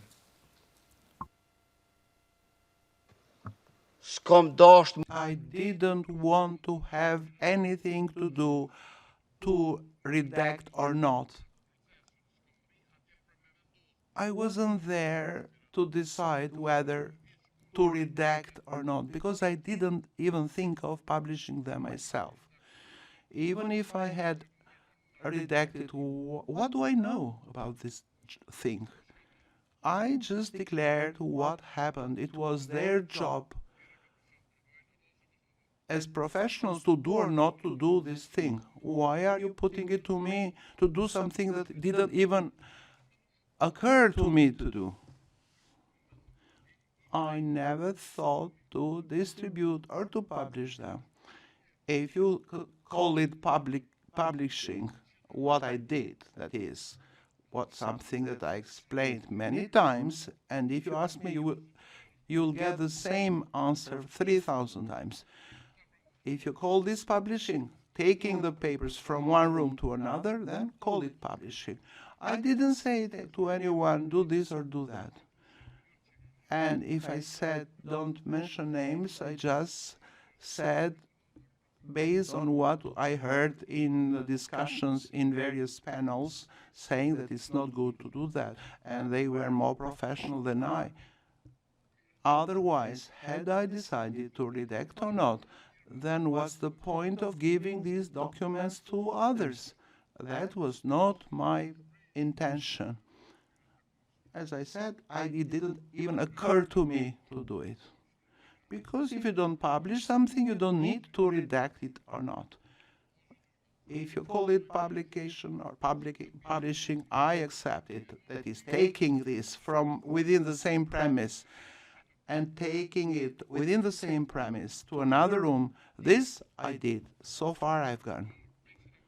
From this table to another table, I called a press conference, and for the sake of transparency and public interest, I showed what happened to us. This is where my work and my deed ends. This I admit. And I am willing to be held responsible for this, what I did. Thinking always that it's for the sake of transparency and the public interest and in the interest of our organization. Because, just for your information, the War Veteran Organization is not what you think. It is a syndicate. I know, because a trade union, because I know I lived in Europe. It has got nothing to do with aggressiveness. It's merely a trade union organization. They have their leadership to protect the interests. we are not as you are trying to present us. We are people who participated in a war that was imposed on us. We carried out our mission. So as a species, if I would say so, we are an extension. Hope we never have new veterans in our state and in other states. That is my wish, because it's not good to go through so many sufferings that as we have. So don't present it as something to as a monster organization. It is merely a trade union, non-government organization, registered and founded based on the laws of Kosovo, just like any other similar organization. We have done our duty as leaders of the trade unions. That's all. That I asked. I have a different question.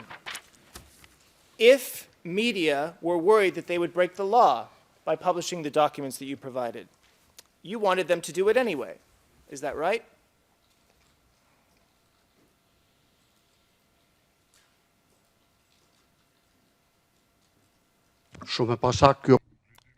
This is your conclusion. It's inaccurate, very inaccurate.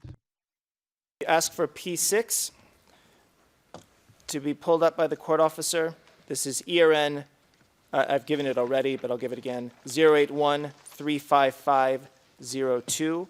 It's timestamp 3533 to 3555. This is P6ET, page 15 of the English transcript. The excerpt begins, "Will come and work for us," and it ends with, "It is your job, brother."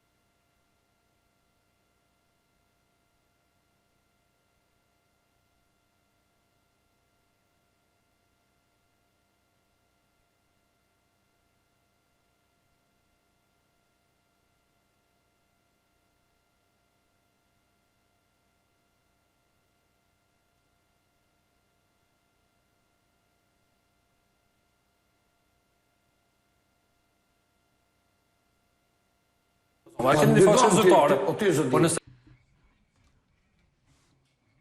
Well, come and work for us on this website. We'll pay you and you publish them.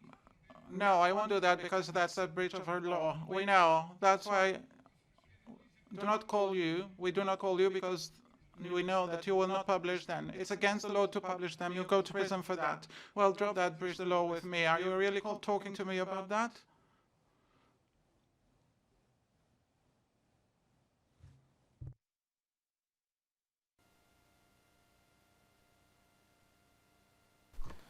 Thank you. And just to make sure we get the whole excerpt in, what you're actually saying is, I can't break the law, but you go ahead and do it because you do not mind it. Mr. Shabani, if you're asking me to break the law, Mr. Haradinaj, I've done what I wanted. I've done what I knew. Here you are now. It is your job, brother. Mr. Haradinaj, when Mr. Shabani put to you that you would be breaking the law by publishing these documents, you disagreed with him. Isn't that right?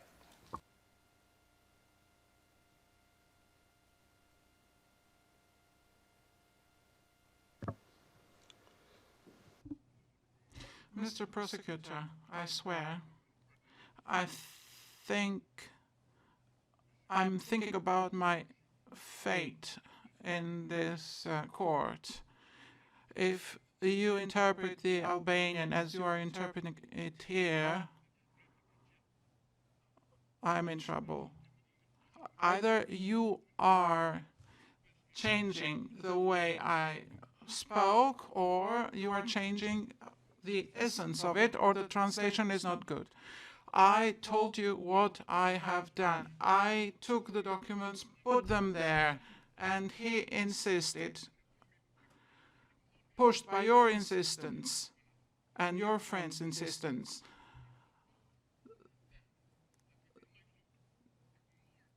I accept what I did. I took the documents, I took them to the upper floor and told them what I received. And that's the end of it. This is what I did, and I accept, I admit to it. And he was trying to say that I had published them.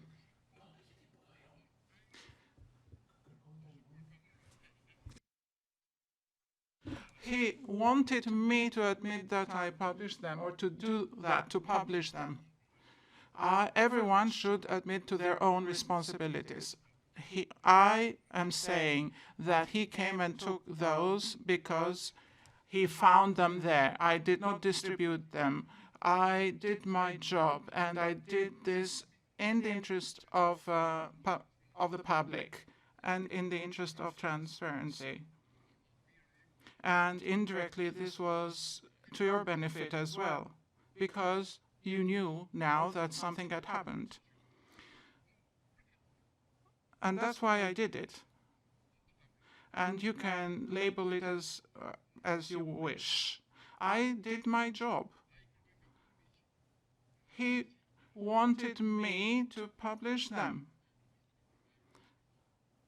And I understand now what the witness did that came here, that was their victim. Our organization has the same stance, but I understand that your stance coincides with his. They try to stitch us up, but I will admit only to what I did. It was my duty to take them and put them there for them.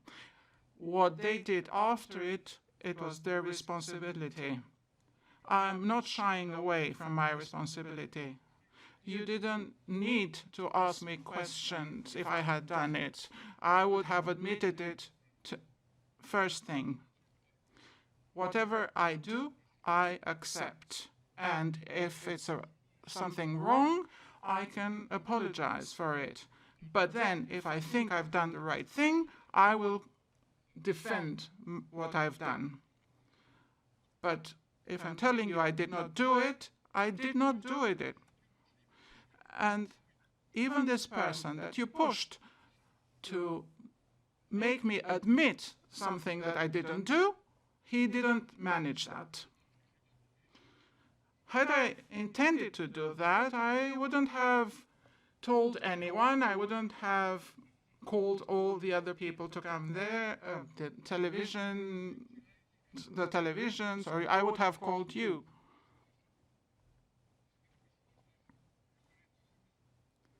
What is it?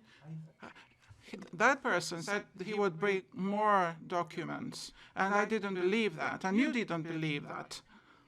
I think that even if you had been there, he would still have brought more documents. I have to explain this at length because you are trying to stitch me up, to make me admit something that I haven't done. I admit only the things that I have done. I took the documents, I put them out there. And as not meaning to interrupt, I can just sense the translators are really struggling to keep up with Mr. Haradinaj. If we can just ask him just to slow down a little bit. Did you hear that, Mr. Haradinaj?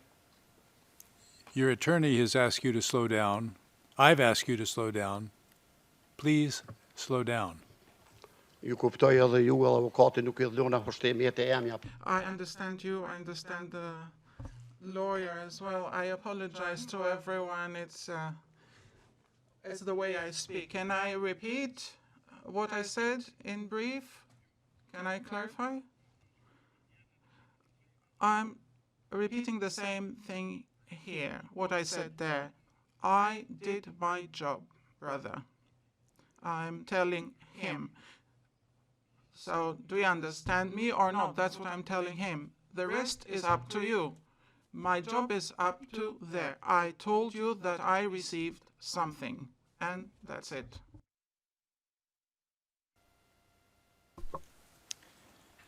In the video, you told the journalist that you didn't call them because you knew they would not publish them. Is that right?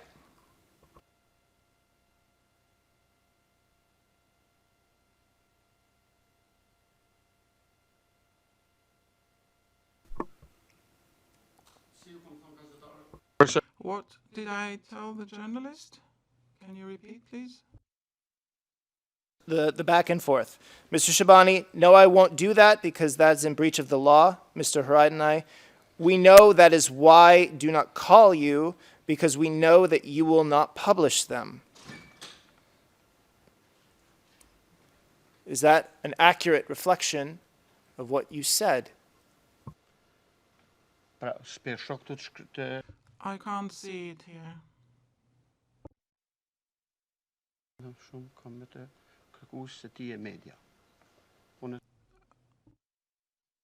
3535 to 3538. So it would be the top of the page on Albanian in the middle of your screen. Can you please scroll to the other page, to the previous page, because I have here 35 to 36. So do you see at the bottom there where it says the 3535 number, and it's page 14?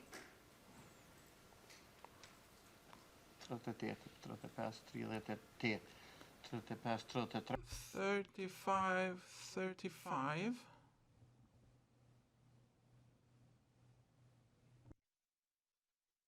Of the next page, so page 15, is the back and forth that I read to you. I don't have that page. I can see it now.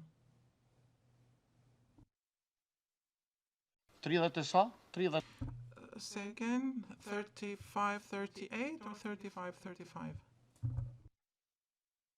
Mr. Shabani said 3538 is what you said. Can I see the previous page? Okay, yes, I see it. Oh, I can see it now, yes.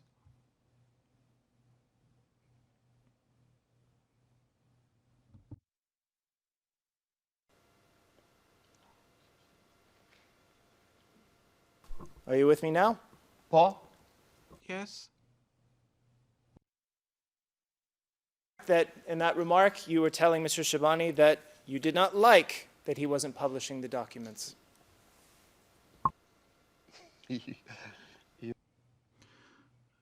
No, Mr. Prosecutor. Read the lines below. He insisted that I had to publish them, and that's why I told him, are you asking me? Why are you asking me? I'm asking you. You are the media, and it's up to you to publish them. And I said the same thing here. I told them they are more professional than we are. This is either after you frightened him or after you instructed him. He came there to attack us. He attacked me. He attacked me more than you. And he accused me of things that I haven't done.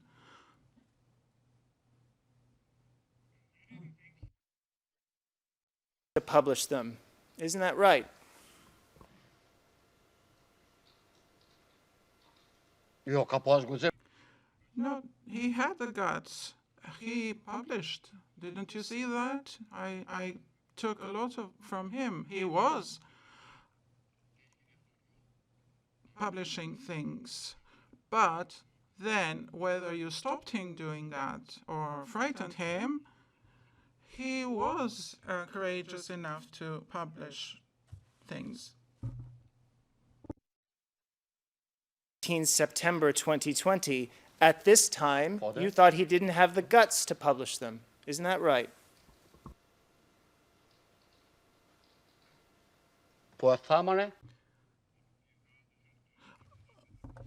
Are you reading only what I say here?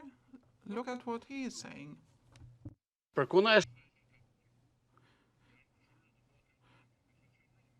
This debate is in the evening after he had published these. I don't know whether he dared to publish them or not. He told me for me to do it. And I said, it's not up to me, it's up to you, you are the journalist. It's not up to me to do that. It's not my task.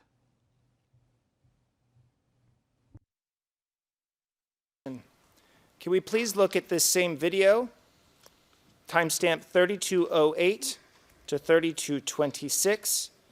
The excerpt would begin, it would be on page 11 of the English transcript, and it says, yes, you, to beginning, and it ends with, to publish them. Or actually, sorry, it ends with, you received them before we did.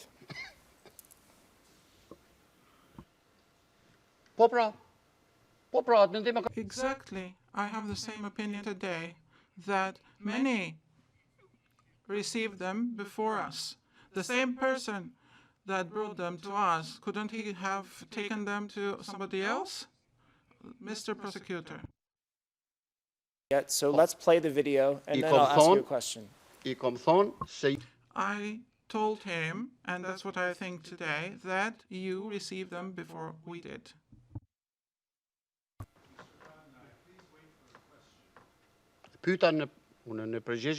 I am trying to answer.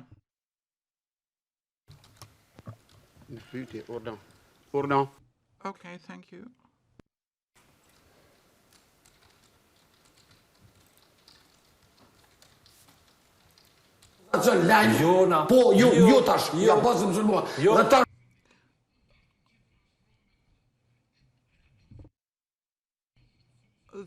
This is evidence.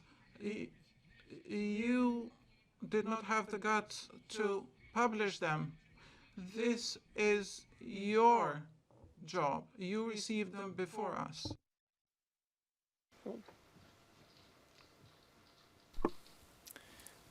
And what we have in the English transcript is, it is a challenge, but you didn't have the guts. You did not have the guts, and you did not have the audacity to publish them. Mr. Haradinaj, would you like to revise your earlier answer?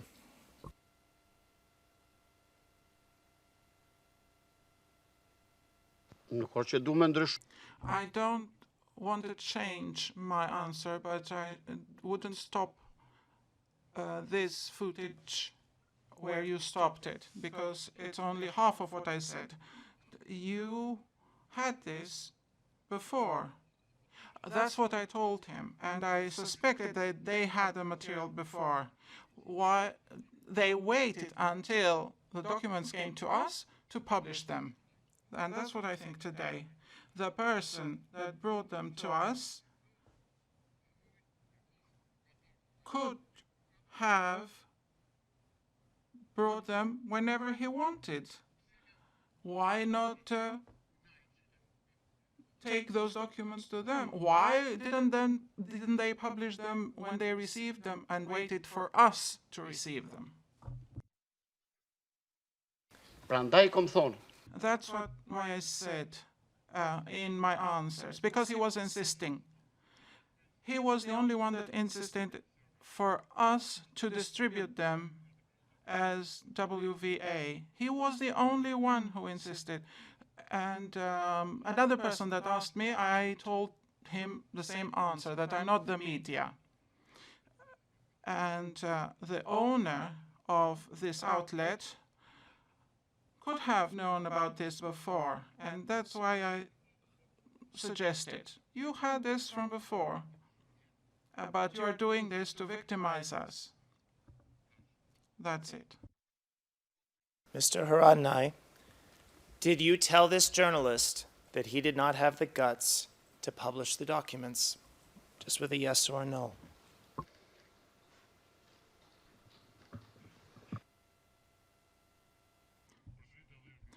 Can you repeat the question, please?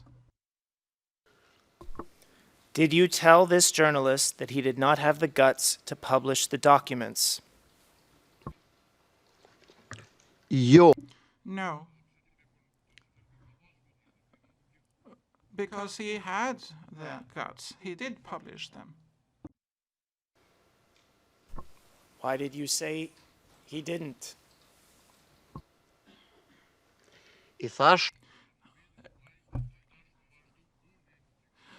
I told him that when he suggested that I should have published them, and I told him that you don't dare.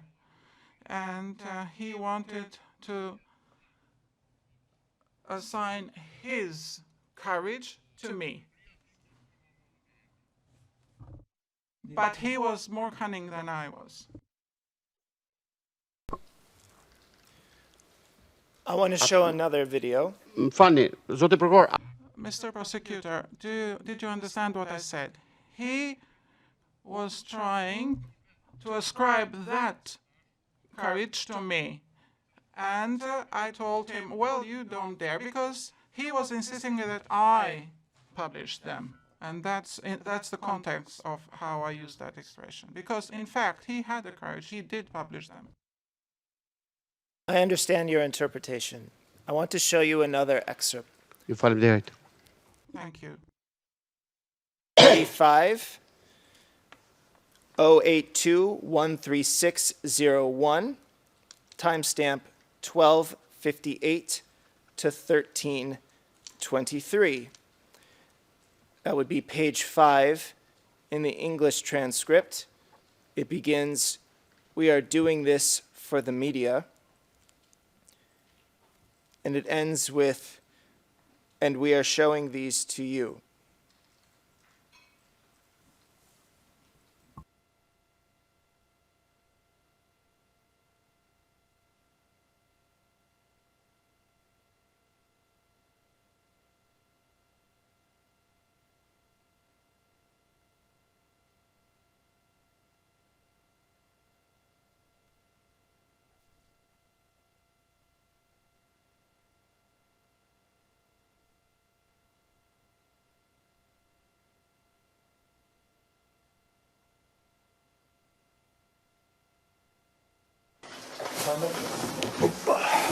Could the interpreters be given more time to find the excerpt, please?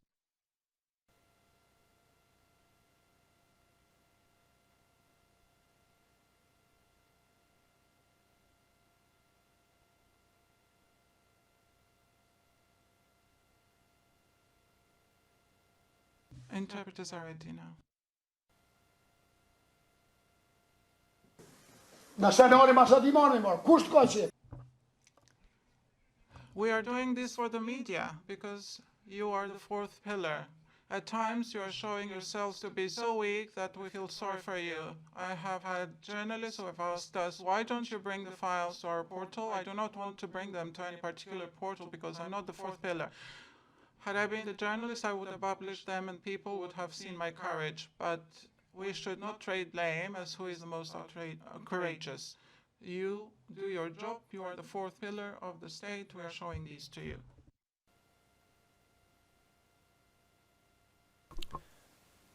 Mr. Haradinaj, why are journalists who don't publish the documents weak?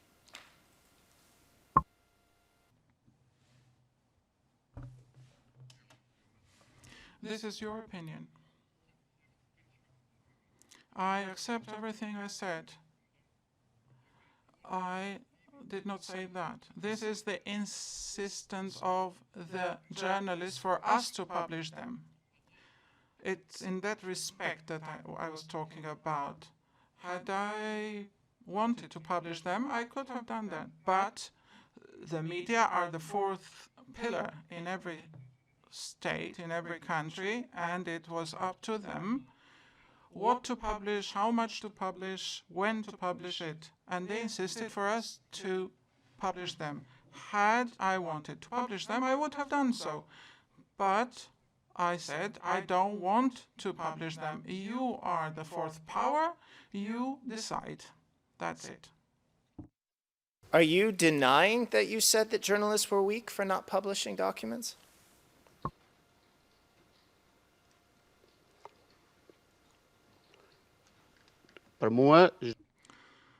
To me, every journalist that has the responsibility to abide by public interest must decide what is to be published and what's not. And if they address us as WVA to publish it, that is malicious and that is laying a trap for us, according to me.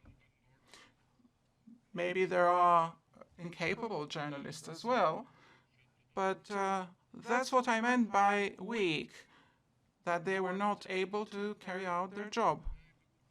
It has nothing to do with the courage whether to publish them or not. It has to do with doing their own duty. I did this for the sake of transparency and public interest, but that was my assessment of the situation, and that's what I did.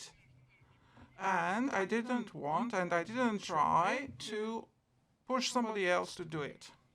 These were the documents that I received, and I announced that I received them. There is nothing there that has to do with cleverness or courage and so on. That was not my domain. It was up to them to decide whether to publish or not. So when the media didn't publish the documents made available to them, they weren't doing their job. Is that your evidence?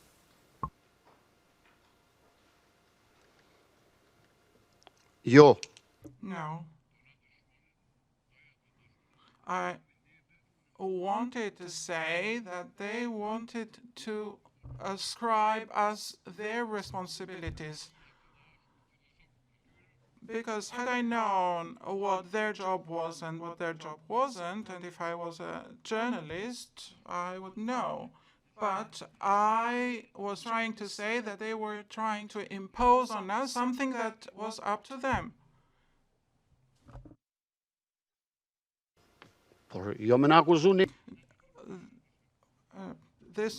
They shouldn't have forced us or accused us to do that. It was up to them, to their will, to their competency, to their power to do what they wanted. Everything was up to them. This is the reality. It was their job.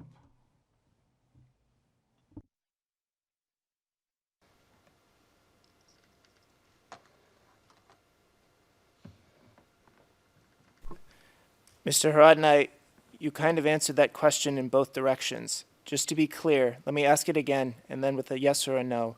When the media didn't publish the documents made available to them, they weren't doing their job. Is that your evidence? No, I didn't mean that they weren't doing their job. They did their job. But it's not up to me to assess or evaluate whether they were doing their job or not. It would be a mistake if I was there to assess whether they were doing their job properly as journalists. How would I address a professional as a person who has nothing to do with journalism, whether they were doing their job properly or not? They did their job to the extent they thought reasonable, and they should be held responsible for what they did.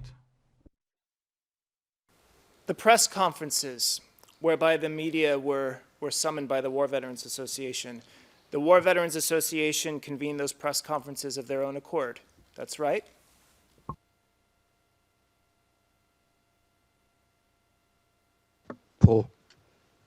Yes. And the War Veterans Association, including yourself, were pleased to receive the deliveries.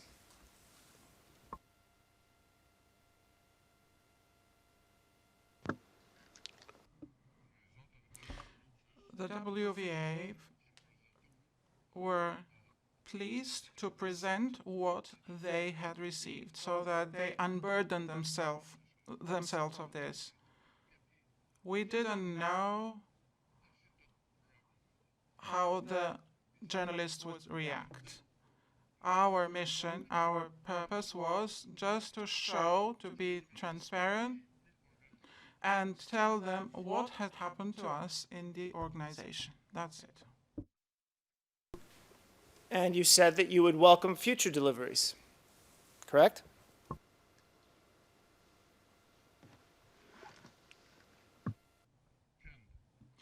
Which?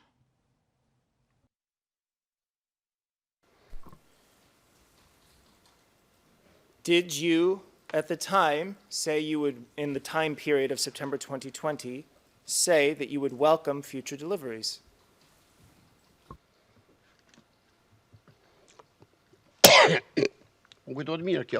I remember this well, and it's in the media. Well, Mr. Prosecutor, I'm saying either you wanted to twist my words, but this is something I was saying directly to the person who was bringing them. I wanted to tell him I'm doing this. So if we are asked, would you give him that chance again? I said, yes, he can come whenever he wants. He was masked. Perhaps he was following that press conference. And what I meant by that was that he wouldn't damage us. It was not a call for him to bring more. It was just a call for him to do whatever he wanted because he wouldn't damage us. So you said you thought he wouldn't damage us, so you knew it wasn't a trap. Isn't that right? No, on the contrary. We suspected it was a trap, and we declared you can bring in as many documents as you want, but we won't fall in your trap. That was what I meant. It's an allegoric way of conveying a message to the person who probably was following what we were doing. I couldn't stop it if someone wanted to bring in more documents. We don't have any guards to protect our organization premises. It is open to everyone. It could damage you. How could it have been a trap?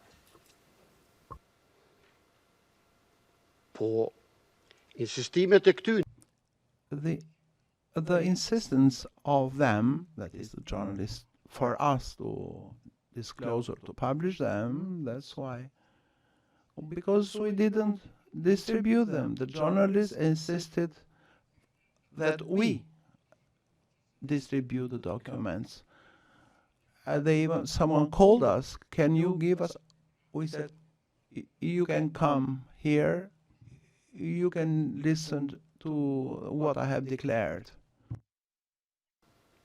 Mr. Haradinaj, in the course of receiving these deliveries, you realized it wasn't a trap, didn't you?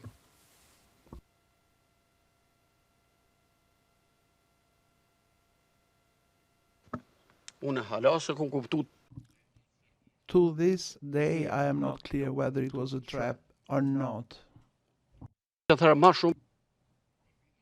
And the more time passes, the more I get convinced that it might have been a trap. Can I ask the court officer to call up P17? I'll go through the citation information. 081-979-05 is the ERN. It's a timestamp 11:44 to 12:28. In the English transcript, it's P17 ETRED at page 5. The excerpt begins, "I believe you're expecting more material." And it ends with, "He's welcome to us."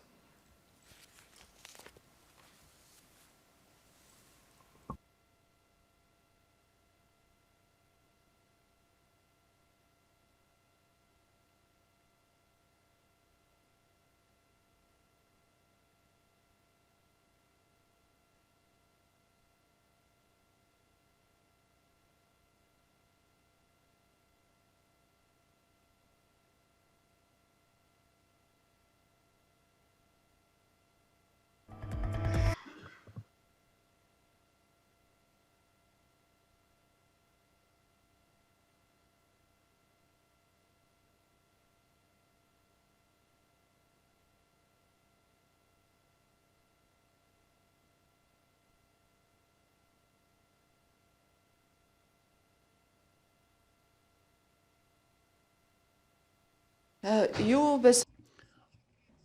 believe you're expecting more materials. What? No, listen. Now we have started to believe. Because the first time when they dropped them off, they said they would bring more. He delivered for a second time. So on that occasion, he also said that you'd come back with more. So I want to believe what he says, because he delivered the material to us on 2 occasions. We were somewhat hesitant after the first time, thinking that it would be a joke, an attempt to trip us over. And we wish him health, good health. He is welcome.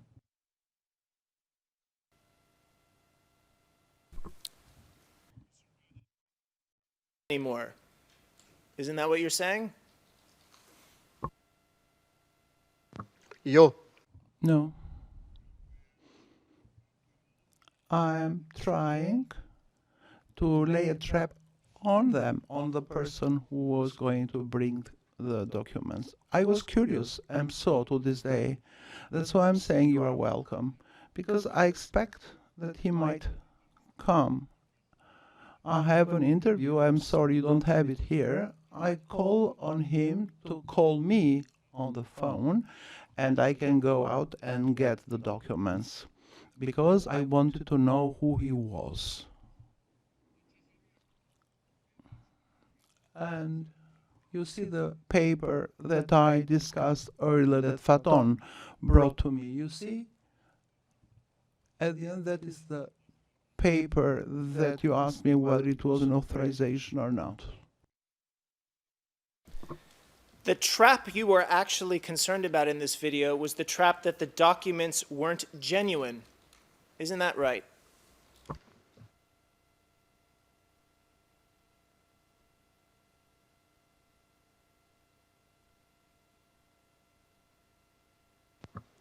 Can you repeat it, please? I didn't hear it.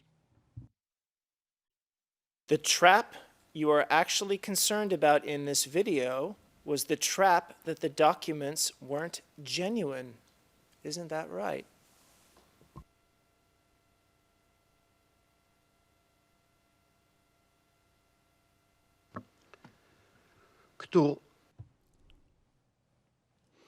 I clearly stated here that initially I didn't believe it. Then I said that we started to believe him, because he said, I'm going to bring documents, and he did bring them. So I wanted to declare publicly that you are welcome, just to know who he was. And I played with words, sometimes authentic, sometimes not, just trying to make the other person that I meant what I was saying. I'm saying to you now that I'm still interested to know who that person is, just for curiosity. So when you say, but it turned out to be genuine, you're playing with words?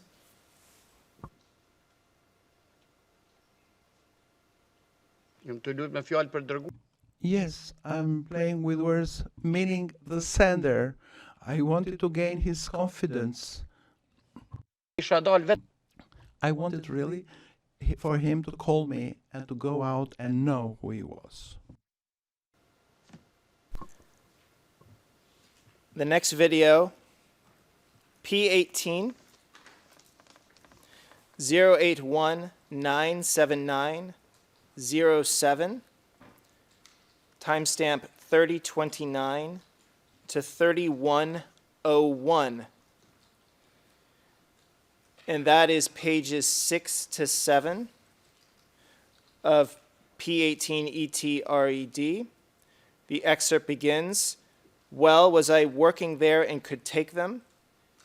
And it ends with, "It is their material." And Mr. Haradinaj, as before, the video will be queued up, and then I'll ask you a question.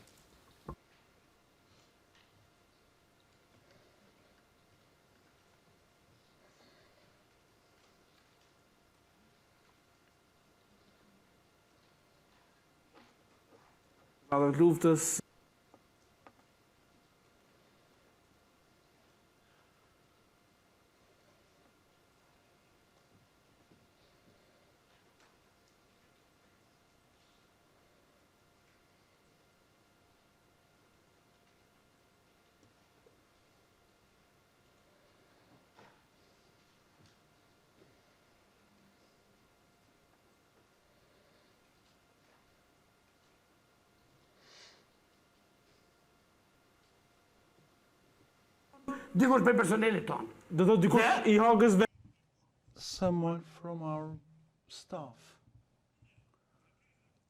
I regret and publicly apologize if I have disclosed something that is not there. When we received the first delivery, we thought that maybe someone wanted to put us in a trap. Interpreters can't find the exact excerpt there. I think there may be an issue with the way the timestamps are arranged in the transcript. Your Honor, for this one, maybe I'll just read it into the record. So, this is what I wanted to put to you. "Well, was I working there and could take them? I am sorry and I apologize publicly if I have revealed something which, in fact, was not in there. It is possible, look, when we handed them over on the first occasion, we thought about it for 2 to 3 hours, 3 to 4 hours, or more. We thought about it. Why? We feared someone had brought them over to mislead us, claiming that it was material from The Hague, so that we could fall for it and be discredited like they did with, I don't wish to say, but no, it's their material. It is their material." Mr. Haradinaj, is that more wordplay?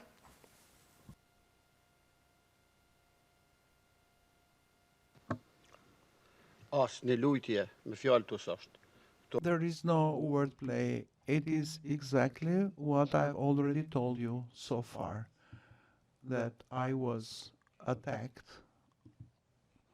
I'm telling you that they tried to shame us, that it's not our responsibility. It's got nothing to do with us. These words that I have said here, I don't know how you want to understand it, but I am repeating it, that are the same words that I have declared then. I am not responsible. If you read earlier, you can see that he wants to blame me for the delivery of those documents. If you want to blame me, you blame me for what I did, taking the documents from one room to another. I wanted not something to end up in our organization and then be commented on. Second, I don't know what there was there. And you can see from my words that I am uncertain, that we are uncertain about them. Mr. Prosecutor, you have to understand you might know it because you might be behind it. I congratulate you if you managed to pressure us, because you did put us under a lot of pressure. You tired us out with the scandals you organized. You were afraid that someone brought the material to mislead you, and then you said, but it is their material. Why did you say it is their material in response to your fears?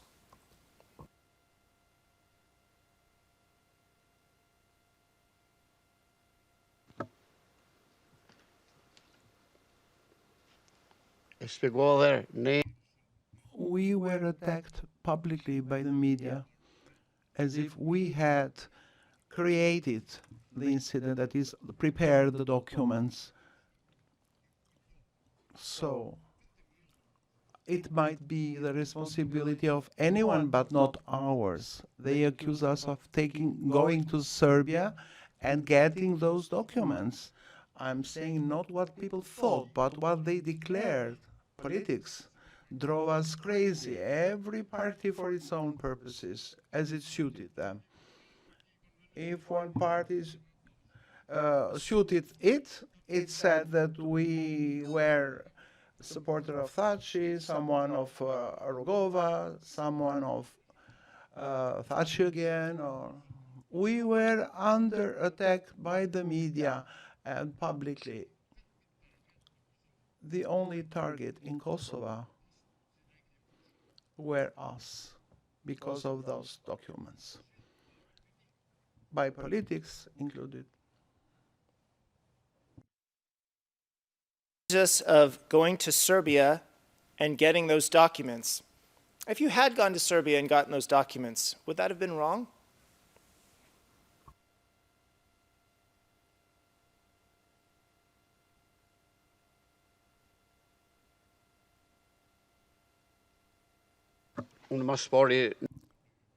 I don't need to go, first of all, to Serbia and work with Serbian organs or with people who have access to Serbia, who have killed my people. No, I am not interested to do that because they would never have trusted me. I believe we have reciprocal confidence, and we have reason for that, because I consider those persons that are here in the list enemies, my enemies and the enemies of my people, and I'm sure in the end they will end up being your enemies too,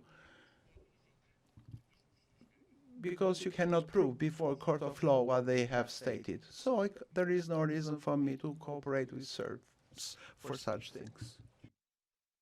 If I were your coordinator, I would have coordinated with you and have you coordinated with them. But to tell me with whom you are cooperating. And such a cooperation on your part with the Serbs,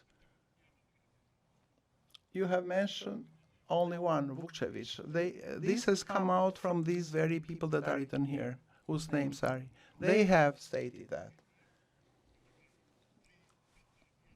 And they have stated this 3-4 years before this occurred. They have preceded it. And since these are your people, I think, I assume that it is your work. Cooperation with Serbia would always be wrong because they are your enemies. Is that what you believe?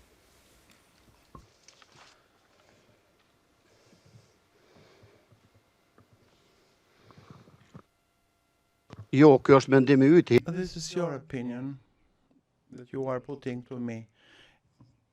If you remember well, I said that the Serb people cannot be my enemy. Vukcevic and his ilk, who have committed murders, who have ordered people to be killed, these are my enemies, not the Serb people. And if we want to say things sincerely, only yesterday I said the same. I do not blame whole people. I blame politics, Milosevic regime, and Milosevic's people who are your main cooperators. You have admitted it, your coordinators too. That's all. Number two, my enemy, the enemy of my people. And you can look at all the names. Yes, this Albanian too who has killed Albanians. He has killed his neighbor. He also is my enemy. He killed because he was ordered by the Serbs to prove his loyalty to them. So don't impose it on me that I think like that. The war was waged, it was over. We have to continue our good neighborly relations. But Serbia has to change its stance. Unfortunately, for the moment, such a stand by the Serbian government and people that you have thanked for their cooperation, they continue to think in the way Milosevic did. So these are my enemies. Whoever is the enemy of my people is my enemy too. This is part of my family tradition. Stance, cooperation with the Serbian government would be wrong, correct? Is that your position? Ja. No. If it changes its stance towards Kosovo, yes, we are neighbors. Why shouldn't we live in peace? After each war comes peace. I said Serbia has not changed its stance even now. It's a public fact. It's denying massacres that have been recognized by the world. These people who have perpetrated such massacres, who maintain the same stand, who have been Milosevic's followers, executing his orders, they are your coordinators, and you have thanked them for the good work they have done. I'm not blaming him for being what he was, but he continues to maintain the same position. When Serbia should realize that people should live free. First of all, it's good for Serbia and for its neighbors. What's wrong is there? We have the Franco-German War, 100 years war, and other wars. So after the war comes peace and freedom. One party wants to protect peace, one wants to usurp the other. So, as in the case of the war in Kosovo, which was supported by over 100 countries and now it has its independence, I think that both governments should reflect and have peace. Peoples want peace and freedom. Nobody benefits from violence. Neither did we benefit from violence in the war, but it was something that we were dictated upon. Haradinaj, did the deliveries to the KLA War Veterans Association put the War Veterans Association in danger?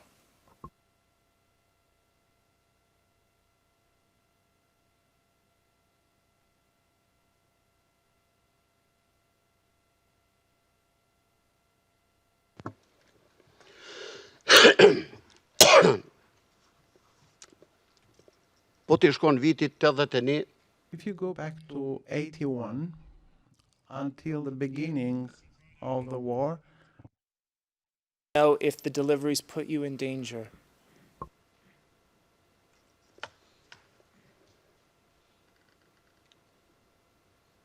don't go back to 81, but I want to tell you the reason why I'm saying this. If this happened in 81, until we got liberated, I could understand that this might not be a good thing. But in an independent state, with open democracy, with everything open, you receive something illegal, this is bad for me. So, for me, this has always been suspicious. Why, at this time we are living now, should we receive something illegally? If this happened during that time, I would understand. But in a liberated, democratic country, why should this be brought to us illegally? That's why, because of the way it was delivered, for me it rose suspicions. If you knew you had received it illegally, why didn't you call the police and give it back?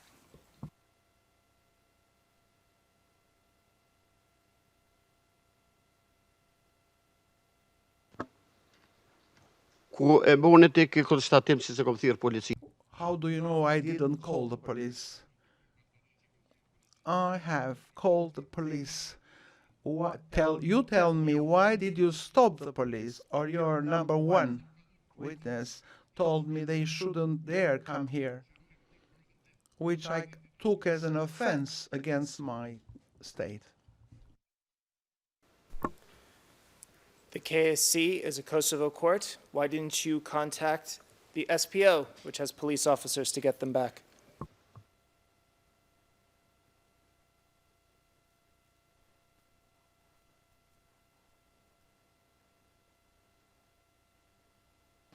Who is the Kosovo court? In.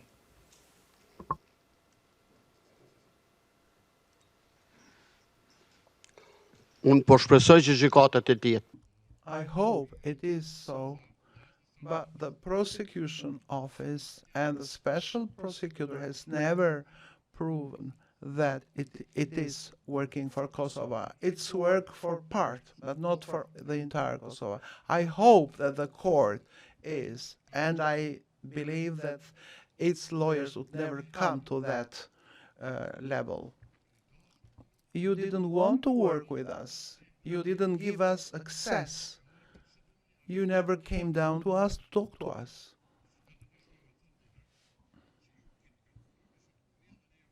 It's not, show me if for one single time you wanted to talk to us and we refused.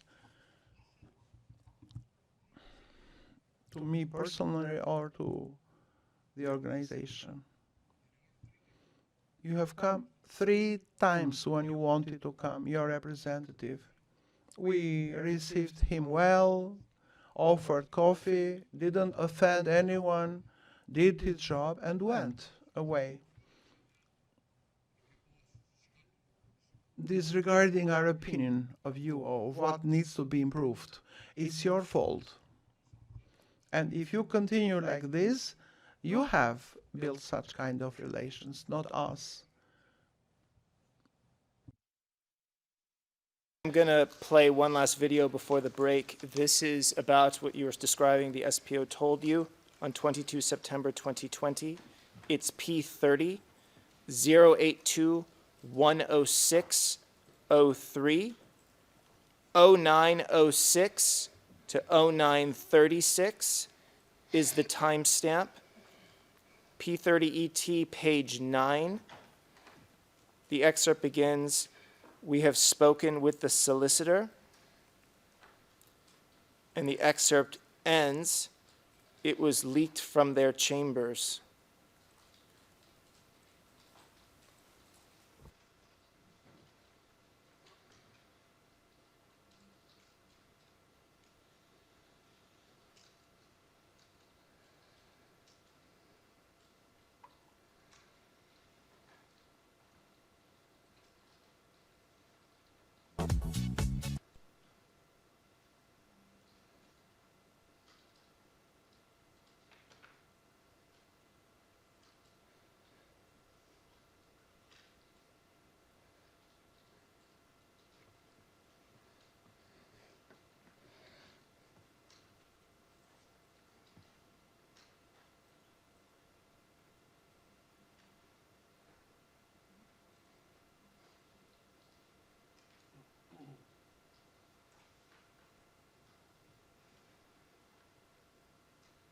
We have spoken with the solicitor. We know what we are talking about. We know what we can't do. We've been in discussion with the people that came to take the material. We know which part. We told them in no uncertain terms. However, many times we receive they would be welcome. However, many times it comes we would not notify them first because they ask us to let them know. We will let you know. You come, take what you want, and whatever you leave behind, we will let them know, and they can confirm it themselves if the material in question is there. 3 times now they have confirmed that it is their material and that it was leaked from their chambers. Thank you to the interpreters. Mr. Haradinaj, the SPO said that they wanted to be notified first. That's what you're saying here, isn't it?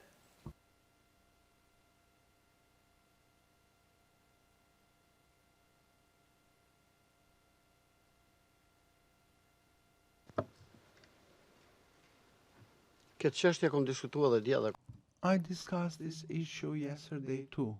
We did what your officer told us. He told it would be better if you tell us first. I am not denying it. I said we are informing you like we are doing with everyone through the media. We didn't call any specific media. Now I'm telling you that they had 1 hour time to come to us before the media because they are not far from our building. That's it. We did exactly what they told us, not to distribute them, to publish, not to print them, not to multiply them, not to copy them. This is what your officer told us, and we did, even though we didn't promise, but we did what he told us. Because the truth is, we did not intend to do any of these things. Didn't notify them first, did you?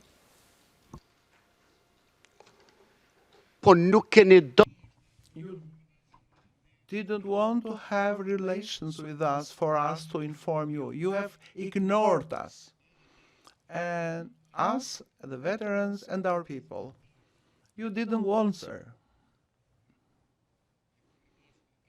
You were not interested in talking with us. Our door was open. Why didn't you come over? I would have never met you in certain places, but officially I would have met you. You are welcome in our organization. If you go, even now, they will talk to you. Of course, if they have their discontent, they will let you know. This is normal. It's human. You either consider them or not. It's up to you. But you didn't try this. None of your officers did try this way. So this merit or failure, you have to ascribe it to yourself. When I mean yourself, I mean your colleagues, your chief, whoever works with you. Mr. Haradinaj, you didn't notify the SPO first because you wanted to make the documents available to the media before the SPO took them back. That's correct, isn't it?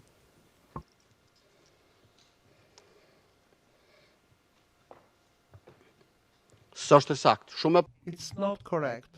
It's speculation, I would say.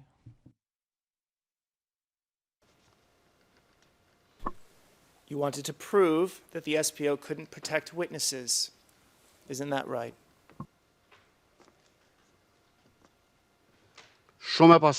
Very inaccurate. It's your opinion. Your Honor, I think with that we can take the lunch break. We will break for lunch. Mr. Cadman, something? Just one matter to deal with that we will need to deal with this afternoon, so just to get some guidance from Your Honours on this. Regarding the witness who, depending how far we proceed, may be attending tomorrow. with the scheduled meeting with the witness, there are certain amendments that need to be made to the statement. Now, we can amend the statement according to those instructions and have it signed and refile, or we can leave it as it is with the email correspondence, which has already been submitted. So I'm pretty much in your hands as to how you would like to proceed. We'll let you know. I'm grateful.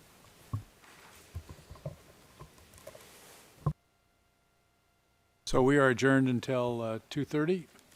All rise.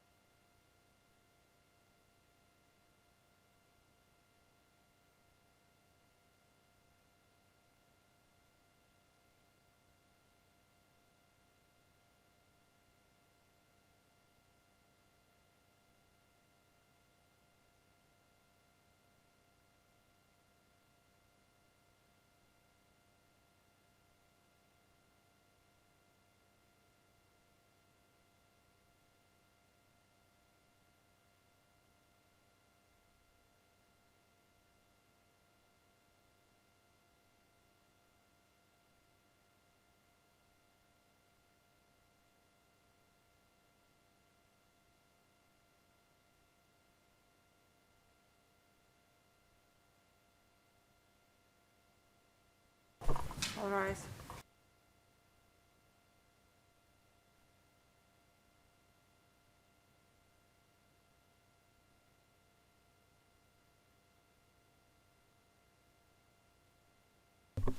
Be seated.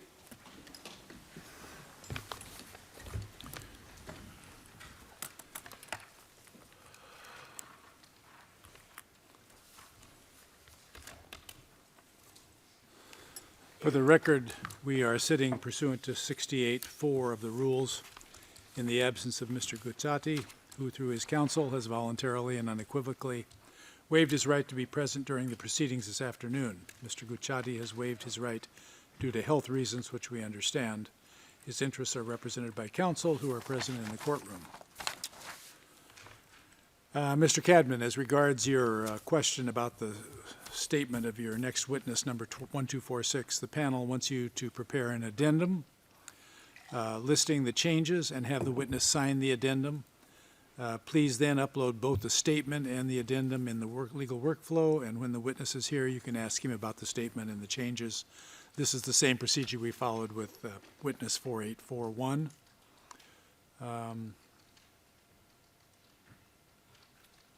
Did you have something you wanted to bring up? Okay. While we're at it, will the SVO object to the admission of the statement and the addendum, or the addendum? Our objections will be to paragraphs 20 to 22 of the statement. Your Honor. 22 through 22? Correct, those three paragraphs. Okay. Having already discussed the matter with Ms. Bellucci and Mr. Halling, we don't object to 20 to 22, with the exception of the last sentence of 22. That was our. We are. Yes. We'll take a look at it. Certainly. Microphone for the judge, please. We do, Your Honor. All right, thank you. Excuse me.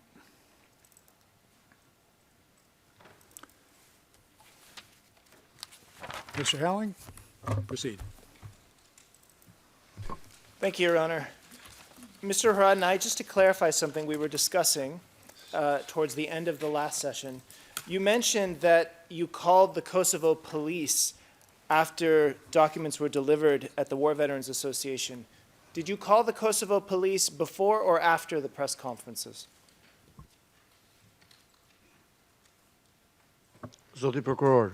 Mr. Prosecutor, neither the Kosovo police nor the media were ignored. Everybody were called or notified in the same way. We notified them through the media. We asked the Kosovo police to protect us, and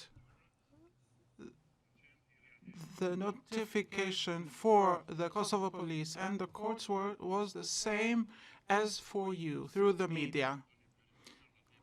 They did not have any other beneficiary statement other than what the others had. I want to take you to something that you said at the third press conference. This is P35. It's page 3, and it's timestamp 0751 to 0820. This particular section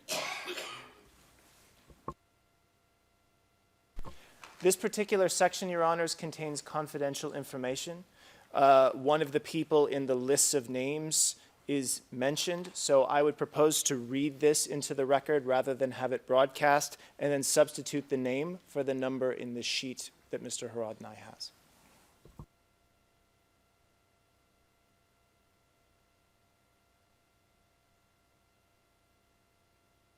I'm sorry. There being no objection, you may go ahead. So, Mr. Haradinaj, this is something that you said at the third press conference.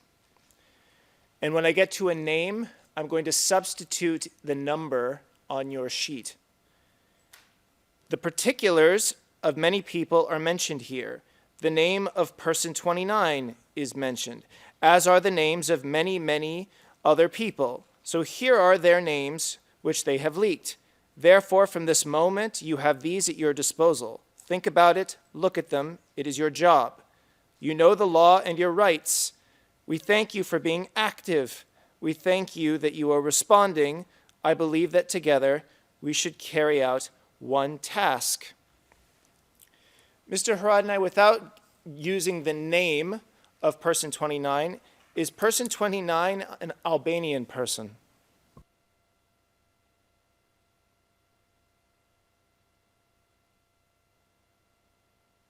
I'm sorry, your microphone is off.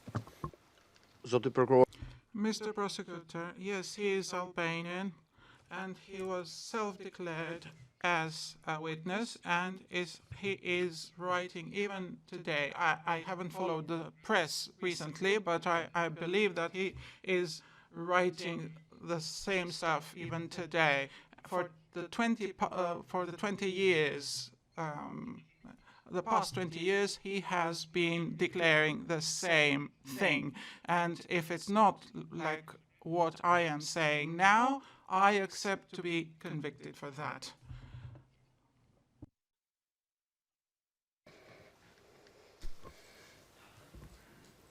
Did you make any efforts to ascertain the truth or falsity of what person 29 was saying?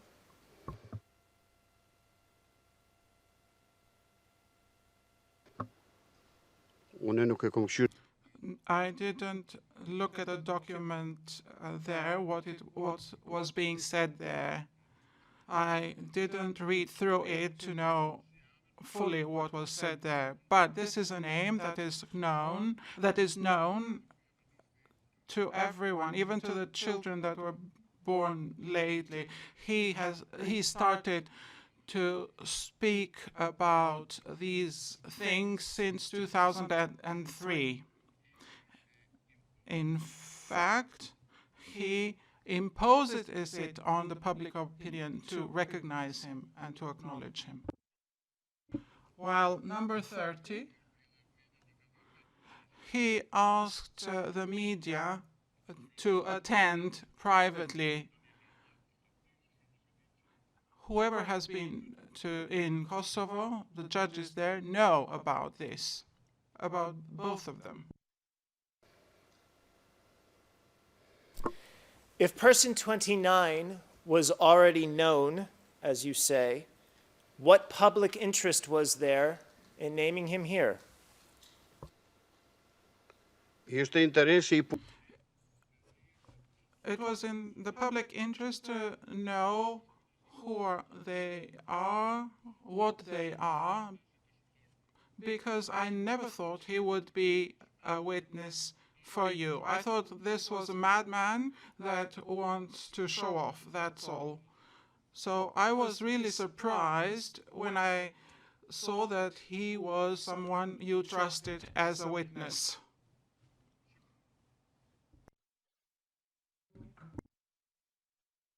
That many witnesses in the materials delivered to you weren't telling the truth. Isn't that true?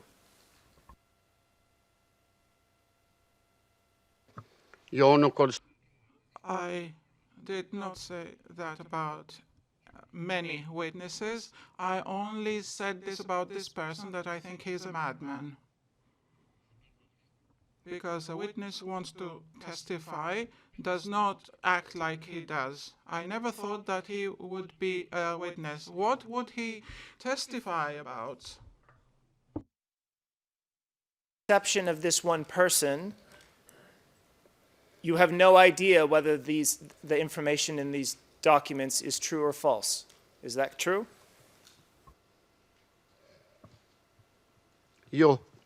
No, I don't know even today.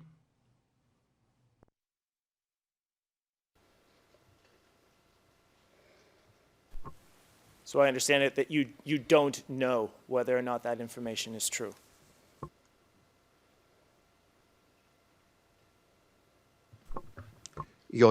No. I don't know whether the things he says are true or not, but the fact that he's going out in public and saying these things, this is something that's been known for 20 years now. And people read that stuff to laugh with it, to laugh at it. And when you said you never thought that person 29 would be a witness, so you were revealing something, that the name of that person appeared in the third batch of materials, were you not?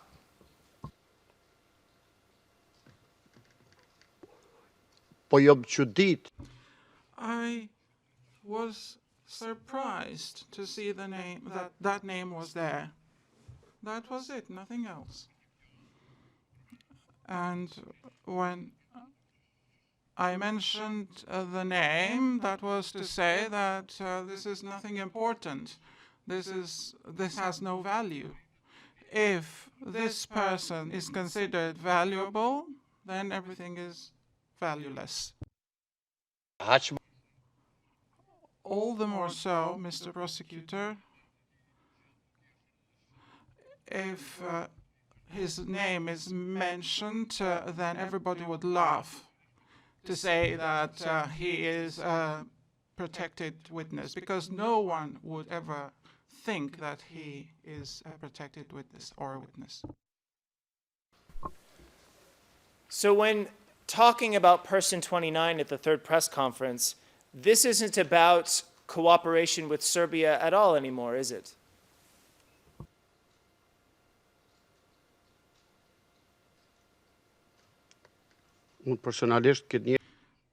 I don't know this person personally. I've never seen him. His name is in the newspapers. He spoke about everyone. He spread new rumors about everyone.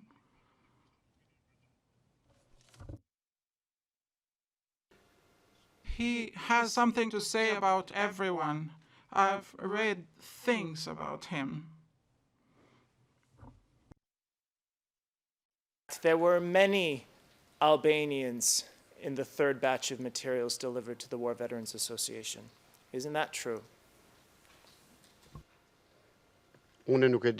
I don't know how many there were. You know that. I don't know to this day how many Albanians there are, whether there are many or just a few. What I mentioned, and the names of which you have them here, these were officials. They were people who executed orders and gave orders. They were the executors, and the least they did were giving orders. If the court officer could please go to page 13 of the English transcript of this item, and for the Albanian, it would be the page that has the timestamp 2540.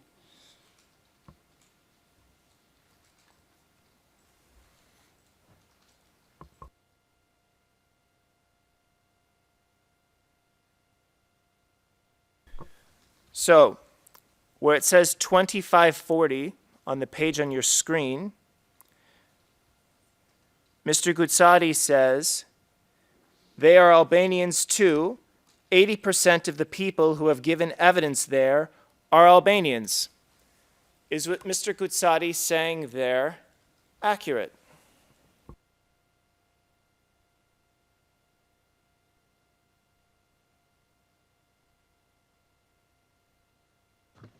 This is not what I said, and I don't know whether this is correct. In order to be able to establish that, I would have had to read the whole stuff. I am convinced that Mr. Gucati has said that just as a ballpark figure because he was not able to read everything. There were over 1,200 pages there. Even if they had wanted to, nobody would have been able to read everything. There was not enough time.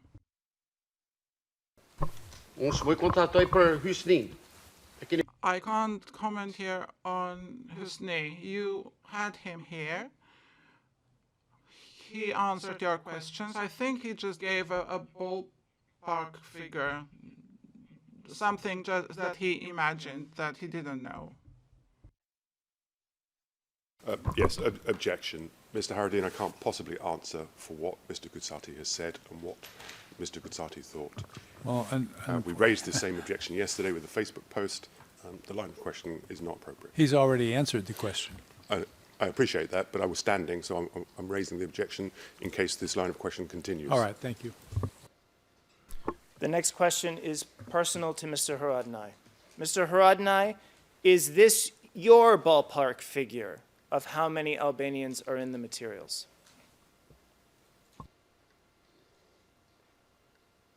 No. This is not my figure at all.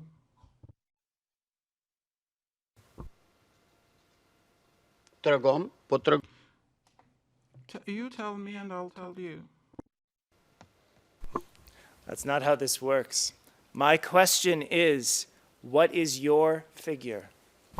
Objection, Your Honor. The question has been asked and answered. Overruled. He didn't answer that. He answered it earlier, Your Honor. Give the answer, Mr. Haradinaj. You may answer. I have no idea. I don't know.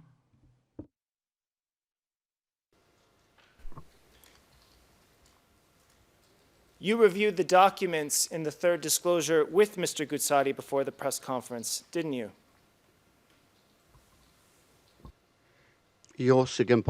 No, we didn't. We just leafed through them. Very briefly. In fact, at the time of the press conference, you were more familiar with the documents than Mr. Gucati was.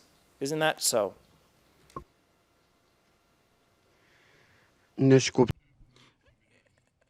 what sense do you mean that more familiar? Perhaps I'll show you with a quotation. If we go to page 2 of this video in the English transcript, for the Albanian, it's 0552 to 0603. And this is at the end of the remarks of Mr. Gucati before turning it over to you. Mr. Gucati says, I will not continue further, Nasim more or less. Sorry, let me just wait until it's on the screen.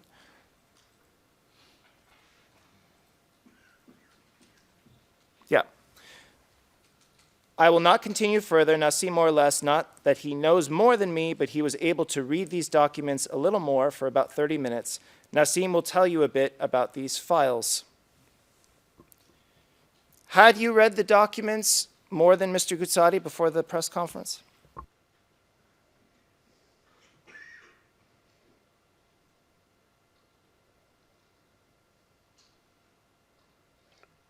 Can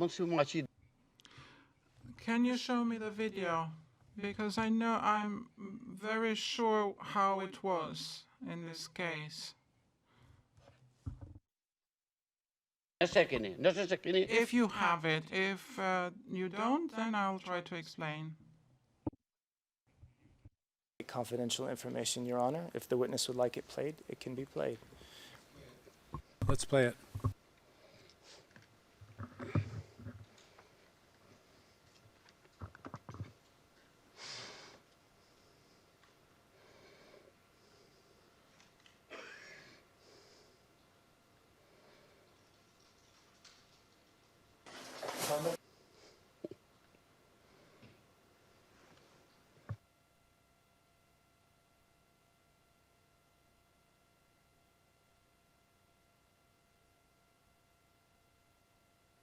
Dosa me çu, Nasimi pak a shumë, jo se ma shumë ngjarje se unë, po ka lexuar pak ma shumë për një 30 minuta sa ka mujt me lezu. I will not continue further. Nassim, more or less, not that he knows more than me, but he was able to read these documents a little more for about 30 minutes. Nassim will tell you a bit about these files. Mr. Haradinaj, go ahead. Can you show a bit more? Because my answer comes after the chairman said this. Why don't we play 10 more seconds of the video so Mr. Haradinaj can see the beginning of his answer. All right. Thank you, Mr. Chairman. He's a bit hungry. He has ordered his lunch. He wants to have it no later than 40 minutes. Look, with my broken English, I have understood. That's enough. Chef? Did you see? He said, not that he knows more than me. And it is true that he had ordered his lunch, and his lunch was downstairs. And he suffers from diabetes, as you know. So when his blood sugar level falls, then he has to eat. He must eat something. And he had to leave. That's why he said that. And then later on, I said, I don't know much more than you, Chairman, but it's okay. And it was my duty as a spokesperson to speak to the people. It's not that I was more familiar than him. I don't know how long he looked at, for how long he looked at the documents. But we had more or less the same time at our disposal. If we are talking about the first file, I don't think it was more than 20 or 30 minutes, just leafing through them to see whether they were the same stuff, the same material. I think this was about the first batch. I'm not too sure, but I think it's the first occasion. Haradinaj, just to correct you, this is from the third press conference on 22 September. Are these documents you looked at for 20 to 30 minutes? If it's the third conference, yes, 20 to 30 minutes. calculating the time from taking them from downstairs to the room, while in relation to the first batch, we had about 3 or 4 hours before the journalist came. It was about 4 hours from the time the documents reached us to the conference, while the other conferences didn't last more than 20-30 minutes. And you can see that for yourselves. Everything is recorded. So when you said in your direct examination, and this is on page 2785 of the transcript, that you reviewed the third batch of materials for about 3 minutes, it's actually more like 30 minutes. Is that correct? Io 3 minuti. No, I looked at them for 3 minutes downstairs. But consider there was an hour or an hour and a half until we had the conference with the journalists. We were preparing the room, the hall where the journalists would come. We arranged the chairs and everything ourselves. We do not have any help for that. We do everything by ourselves.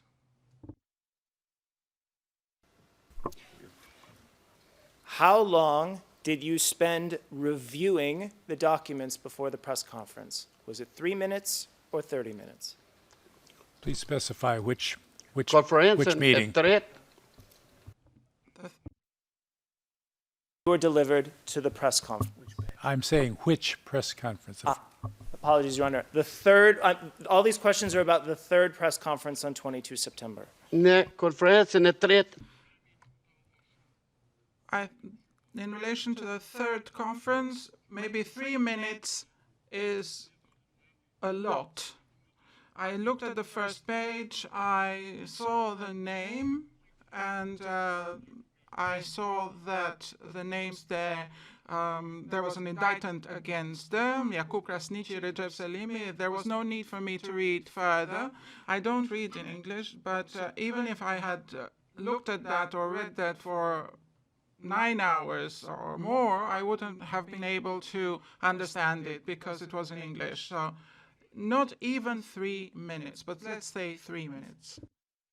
So when Mr. Gucati said that you'd read it for a little more, for about 30 minutes, you didn't correct him, did you?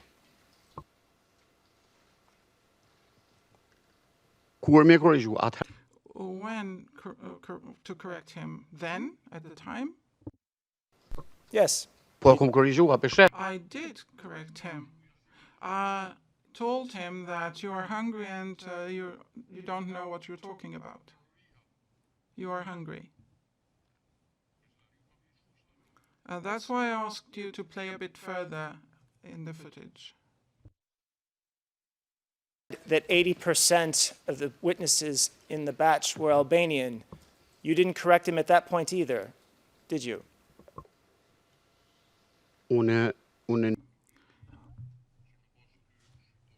I didn't know whether there were Albanians in the third batch.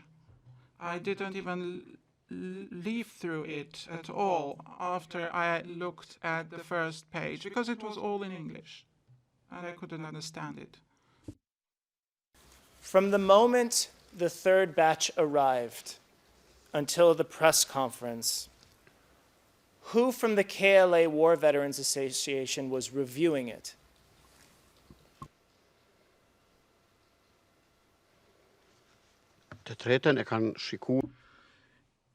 The third batch was reviewed by K4 mostly because I went out and I was dealing with Taibe. As soon as it arrived, I went and looked after Taibe. I don't know who else looked at it. After they came out of the room, they came out and they saw me there with Taibe. If you're asking me how long I stayed in the building, yes, I stayed longer, but If you ask me how long it took from the time the documents arrived to the press conference, then I would say this was very short, because this was one of the shortest press conferences we had. Mr. Haradinaj, I don't want you to speculate. I just want you to tell me people that you know were reviewing the documents. So from what I understand, it's Mr. Gucati, yourself, K4. Who else?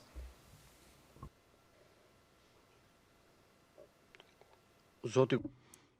Gucati, Faton was there as well, and myself. And then K4. This is the people I remember now. I don't know whether Chilgashi saw them. He was there, but I don't know if he looked at them. I'm not sure. But I'm sure about the other ones. So there is no one else other than Mr. Gucati, Faton Clinicu, and yourself, and K4 that you know of that reviewed the documents. That's the list. Well, yes, those are the ones I remember, as far as I remember. The third batch arrived somewhere between 10 and 11 on 22 September. Is that correct? Yes, I remember that correctly, because I had a meeting with the German K4 at 11 o'clock. And the press conference was around 1 o'clock. Is that right?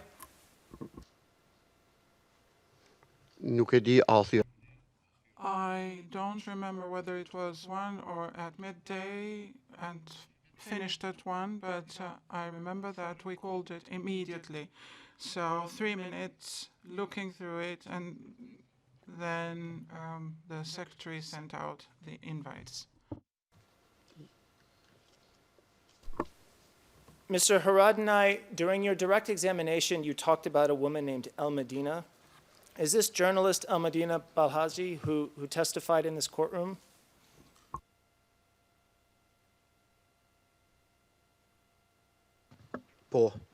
Yes, that's her. And she came and talked to you immediately after the second batch of materials had been delivered, correct?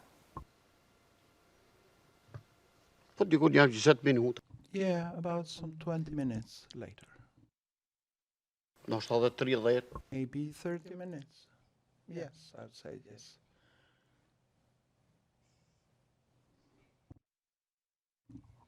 Journalists that appeared to us to come there very soon, we were impressed by that fact. And you said at one time, you said she was like the CIA and you wanted her to leave the office. Is that correct?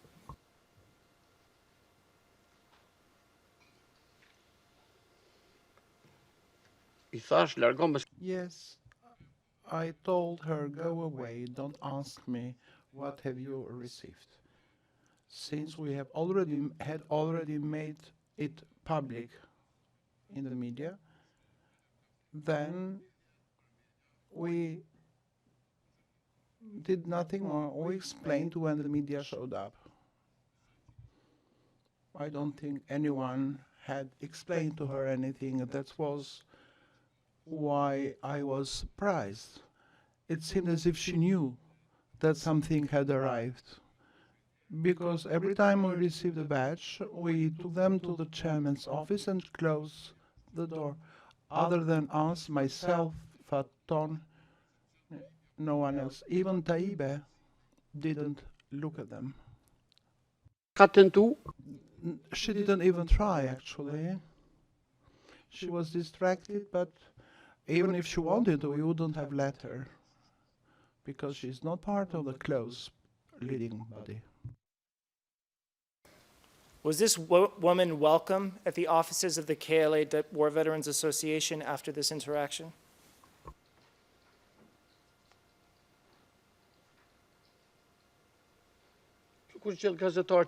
Like all the other journalists, if you ask my personal opinion, I didn't like her to be there. She seemed very interested, very keen to learn something.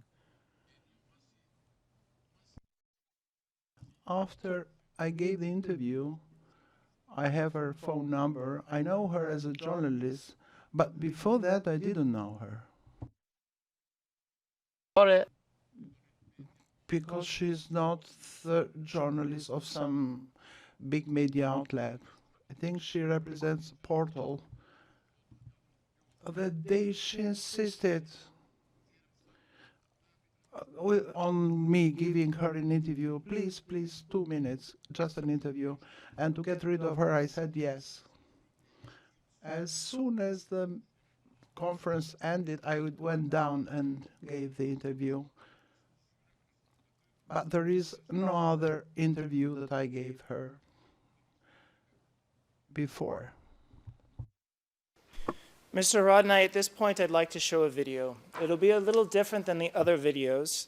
It is CCTV footage from the KLA War Veterans Association on 22 September 2020. And there are 2 long videos. One is the hour from 10 to 11 a.m., and the second is the hour from 11 to 12. So the first video I'd like pulled up is ERN 104-414-01. There is no transcript because there is no sound. The exhibit has, I believe, a confidential classification, but this particular part of it can be played publicly. And I would like it moved to, and all of my timestamps will be relative to the time in the upper right-hand corner of the screen. Please go to 10:35 in the morning, 10:35:00.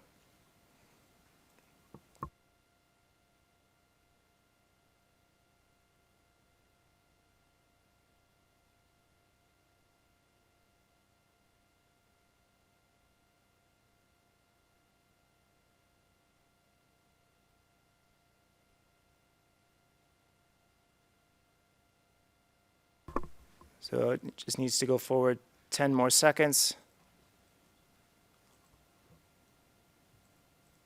That's fine. Thank you. Mr. Haradinaj, just before we start, this is the War Veterans Association office, correct? I see you nodding, but if you could please put it on the transcript. Correct. There's a bit of an acceleration with the speed of the CCTV footage. It goes a little faster than real time. But for the moment, I would like the court officer to play 10:35:00 to 10:36 and 10 seconds. And then I'll ask you a question. Please pause at that second timestamp.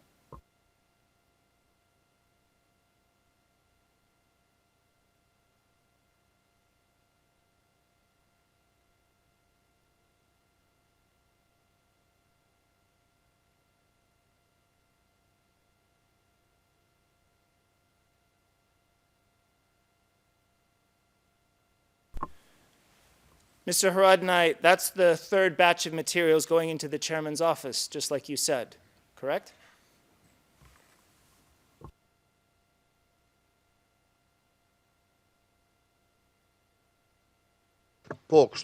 Yes, so it appears. And this is the room where they were initially reviewed and where KFOR reviewed them, correct?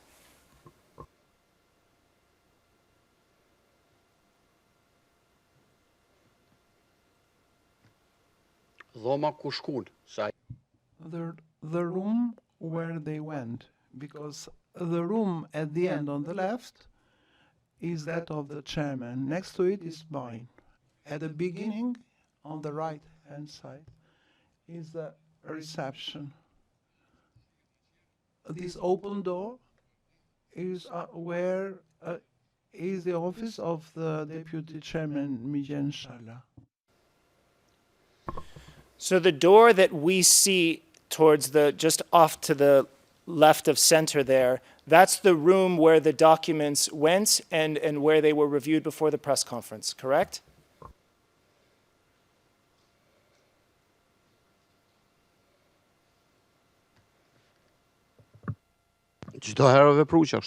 Yes, this is what we did every time. My next question, We believe that these have been used before, but perhaps they should be tendered in evidence. This part has been extracted in a separate exhibit that was admitted. This is the raw footage, so it covers things that go beyond the exhibit. In terms of it being exhibited, we have absolutely no objection to that, and we are happy to tender it now or at the end of our cross-examination. Well, it's up now. We might as well do it at this point. Is there any objection to tendering this exhibit? It's ERN 1044-1401. Your Honour, there's previously been a bar table motion in relation to the CCTV evidence. The duration of those clips are shorter, but there's no objection to the longer CCTV coverage being admitted.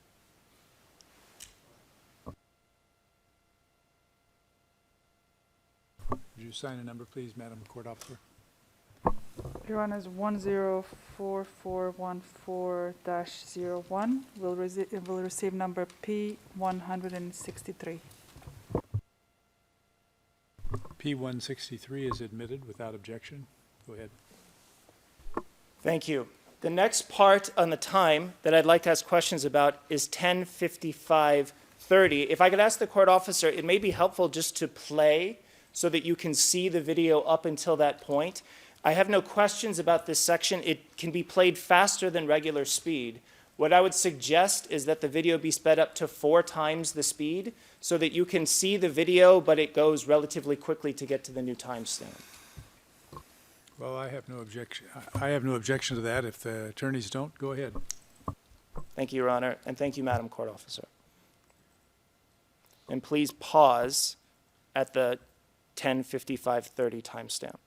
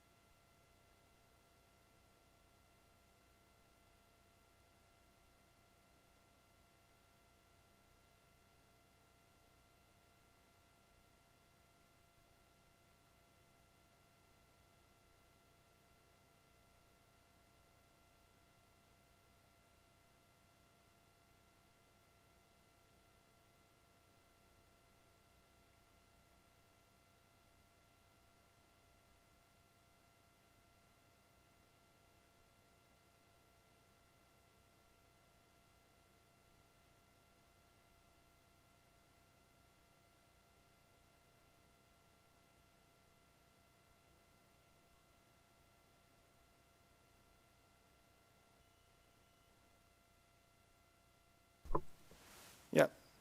So, Mr. Haradinaj, we're going to play the next part of the tape at normal speed, and I want you to focus on the person who comes into the shot. So I'd like it played now from the current timestamp to 10:58 at normal speed.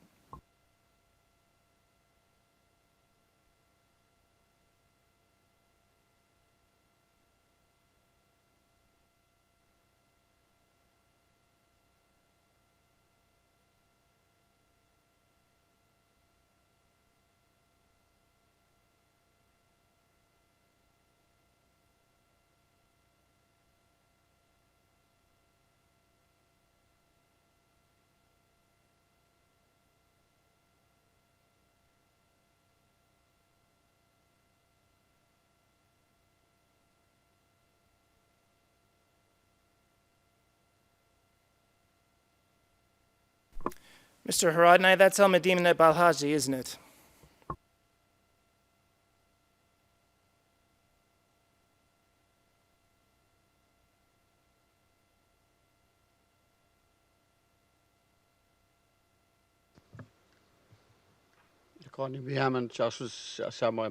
Yeah, I don't remember her last name. I have to read it. So this is Almadina, I'll just use the first name, appearing at the War Veterans Association less than 30 minutes after batch 3 arrives. Do you remember if you saw her?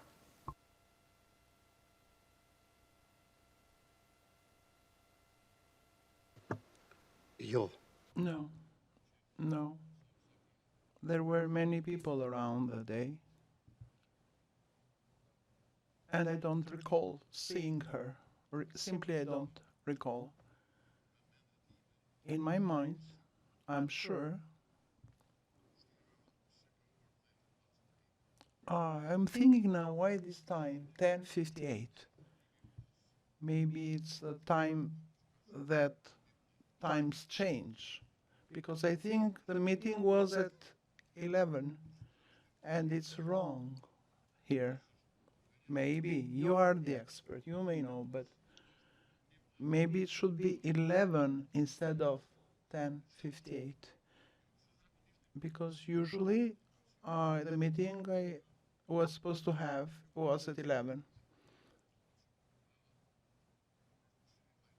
Maybe I referred to the time 11 o'clock, but here it's 10:58.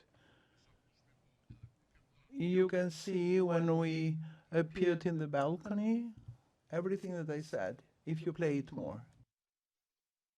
I would like to play it more. I would like to play the next 3 minutes of the tape at regular speed to 11:01. That is going to go until 11, and then it will need to be switched to the second video, which will be 104-414-02. And so I would ask the court officer to please play the remainder of this video and then the first minute of that second video, and then pause.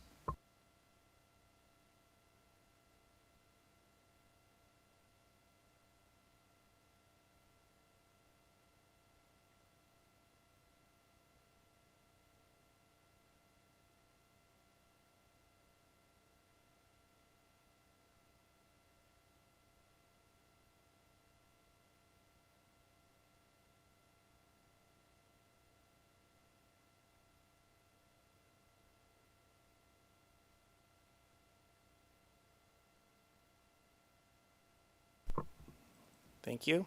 We can switch.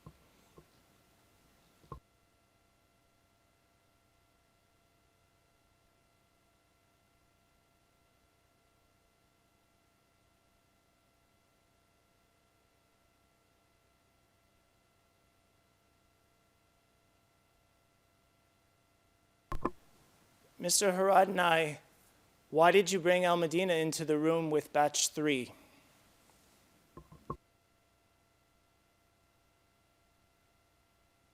Microphone, please.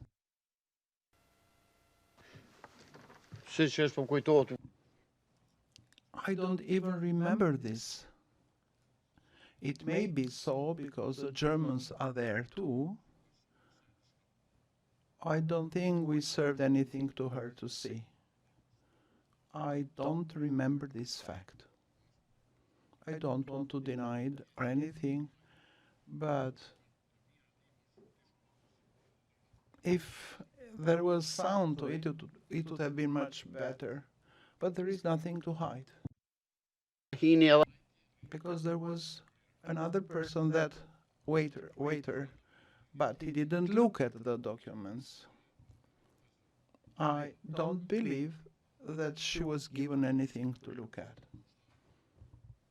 Maybe if she did see something, but I don't think so. At least I know that I myself didn't give anything to her. I didn't treat her differently from the other journalists.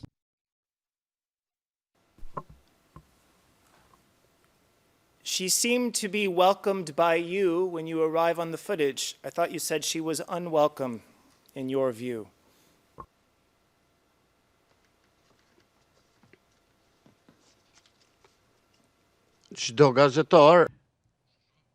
Look here. It is after the second meeting, and I knew her somewhat. Every journalist was welcome to our offices. Nothing is secret. It's not only her. Everybody could come. And she didn't have special access to the War Veterans Association, even though we saw her being brought into the room with batch 3 less than 30 minutes before it arrives.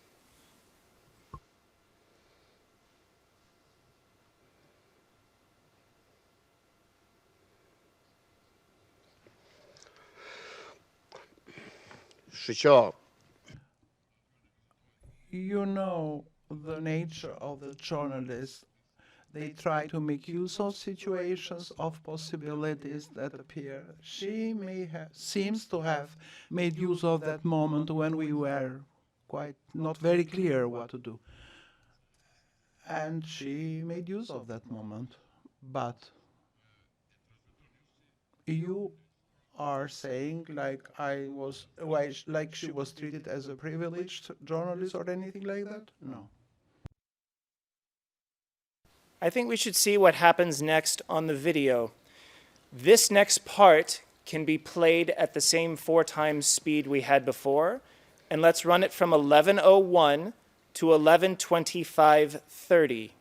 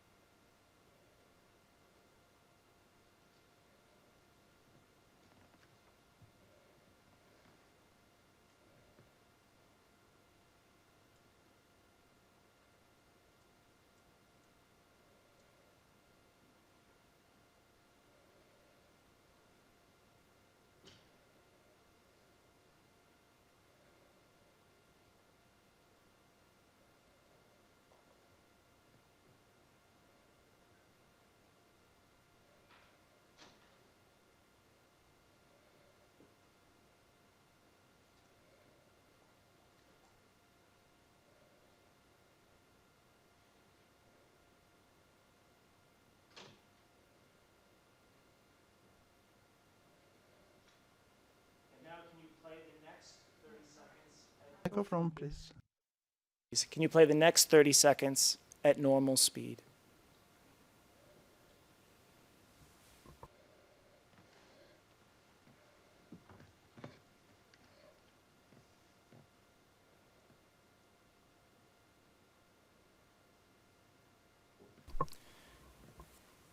So it looks like she spent about 25 minutes in that room. Isn't that right?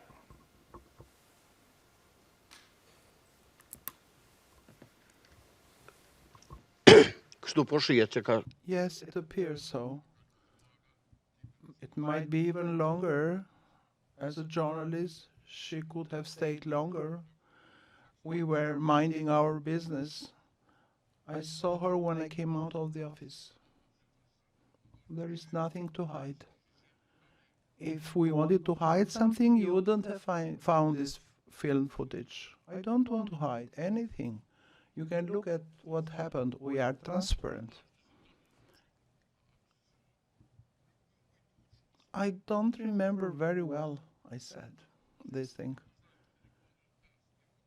Maybe I know it as an event.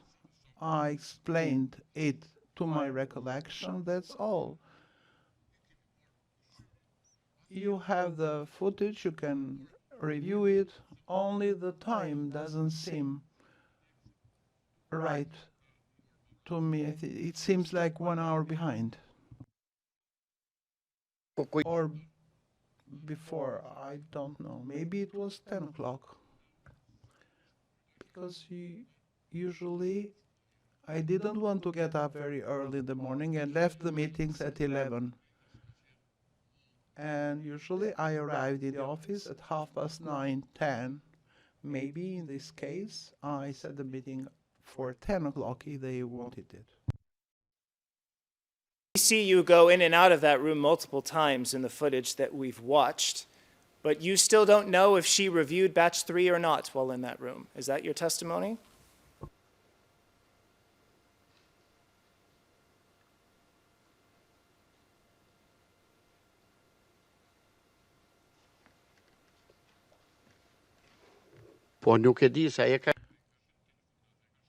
I don't know. I do not remember more than that. What I remember, I am saying here. I'm not contesting anything. I am contesting what you are trying to, the way you are trying to interpret and your conclusion. Everything was recorded.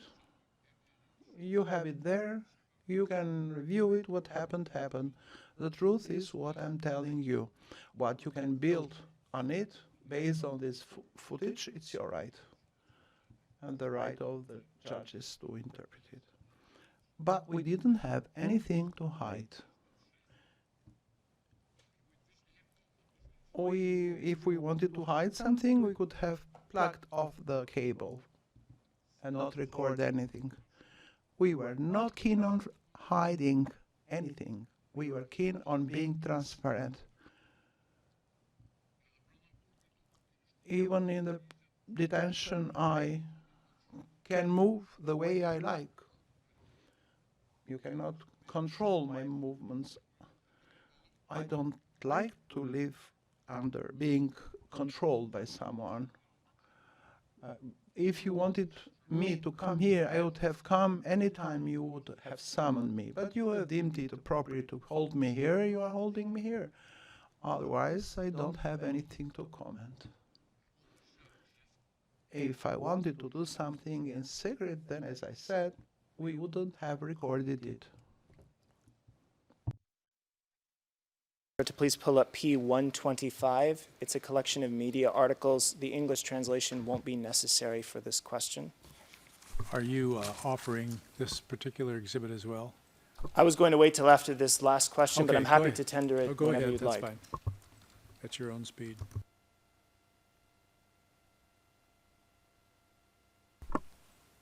In P125, it would be the article that begins with ERN 081374.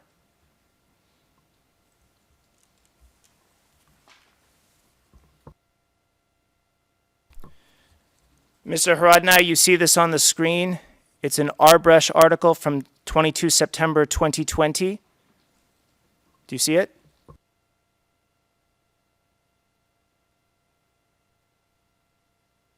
Oh. Yes.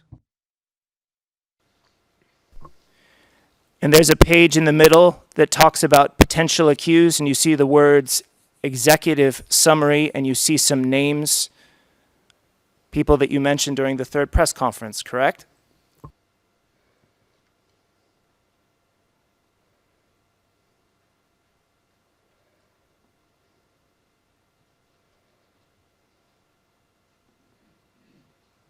Oh, Jan. Yes. Yes, there are some of them that I have mentioned.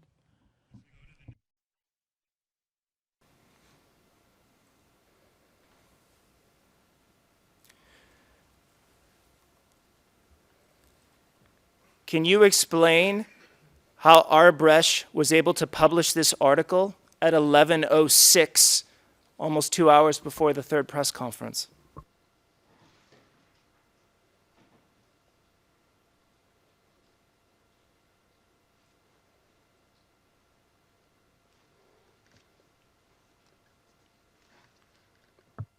Zoti prokuror. Mr. Prosecutor, I already explained. I wasn't attentive to my recollection. I don't know that she looked at them in my presence. Whether it was K4 that reviewed or what she made use of, I don't know. I don't know. I cannot contest it, but I don't know.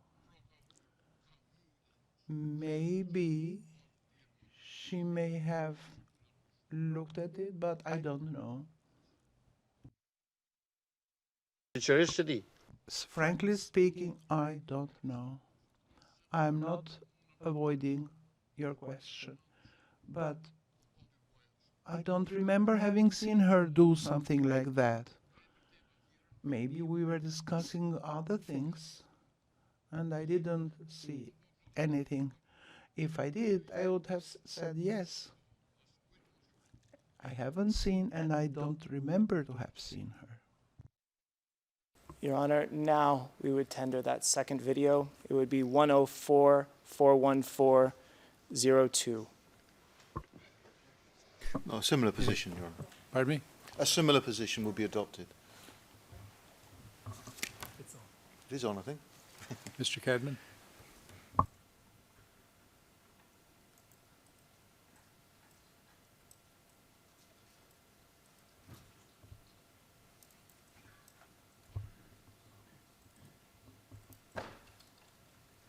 Same position as taken previously, Your Honour. Please assign a number to it. Your Honor, that will be Exhibit P164. P164 is admitted in evidence. Thank you, Your Honor. Mr. Haradinaj, one last set of questions in relation to the third batch of materials.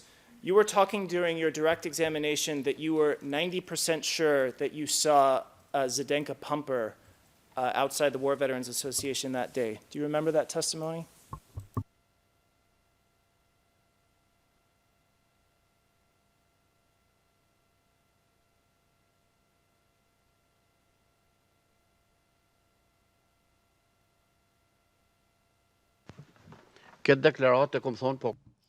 Yes, I said this, and I repeated it.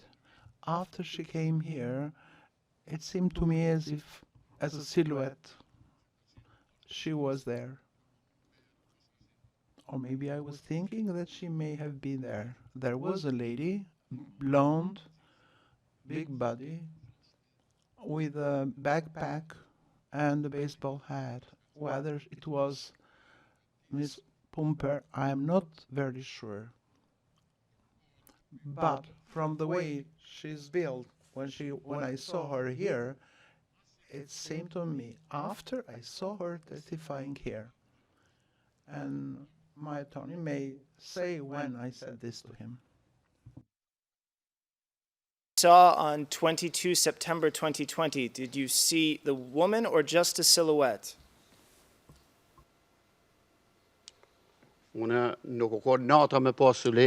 It was not night, and I was not drunk. I saw a lady, a female. I don't know whether it is a lady or a Mrs. or a Miss. Famine? A female, heavily built, and she was at the door. Maybe it was not she, but when I saw the camera of the K4 looked at them, even the K4 laughed. At that moment, in 22 September 2020, you had never met or seen Miss Pumper before, correct? Yeah. No. This is a conclusion I drew after I saw her here and thinking that maybe it was her. I saw video footage, that it seemed to me it was her, but it turned out not to be her. it was a female.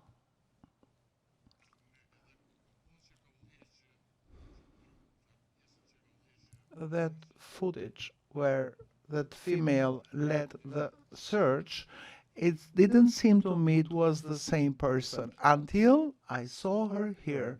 And I can't speak for sure, but it seemed to me that it was her. I'm not 100% sure. Maybe it was not she. But I think from the height of her body, it seemed to me to be the same person. If I was sure 100%, I would have confirmed it 100%. Collected the third batch of materials that day. Ms. Pumper wasn't there with the SPO personnel who arrived, was she?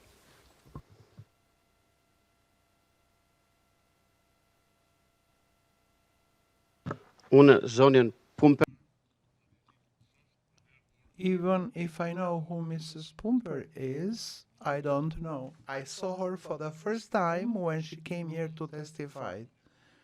I saw your officers, but Mrs. Pumper was never with witness number one. He came on 3 occasions with the same people and no one else.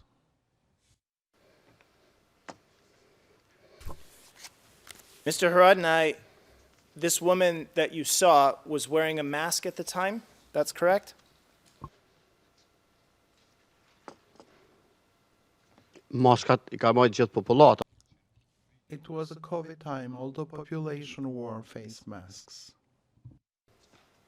And you say you identified this woman as Ms. Pumper after she testified, but you didn't identify the person as Ms. Pumper in your preliminary summary of 2 December 2021 or your full summary of 3 December 2021.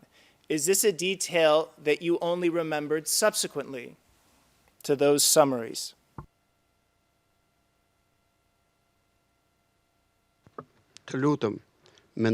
Please, what I thought it was true was a conclusion that I drew after she came here. It is a supposition that I made. I didn't see her, I didn't know her, I didn't know who she was, I didn't know her name. If I knew her, I would have said, I know her and I saw her that day.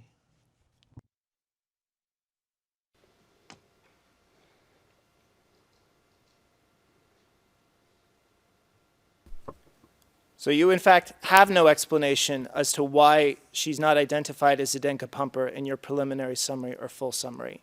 Isn't that true?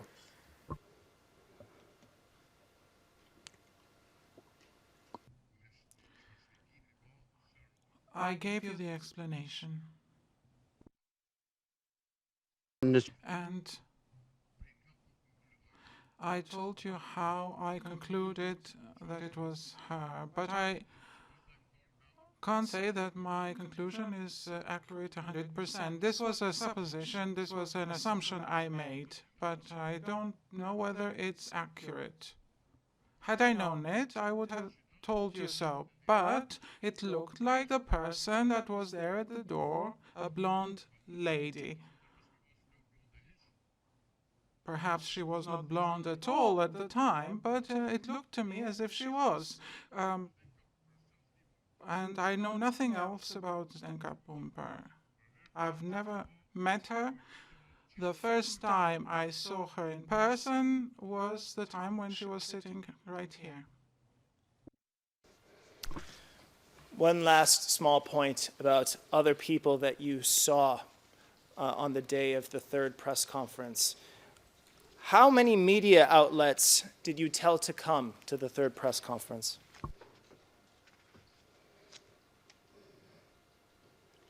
It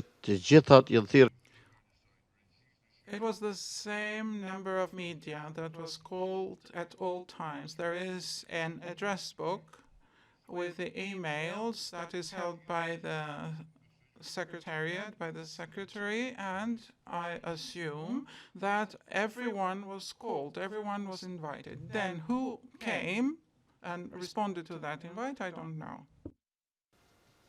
And everyone was called, everyone was invited. That was the same for the first two press conferences, is it not?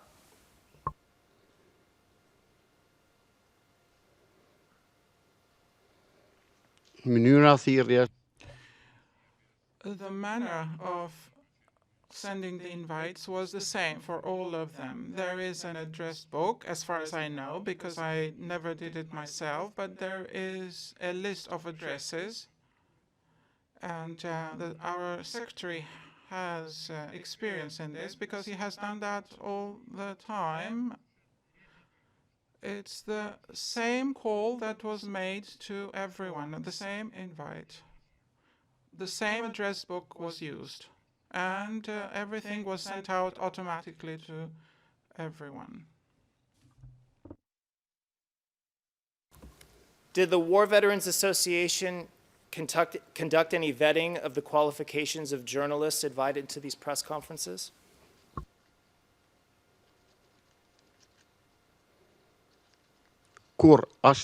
Never. Never.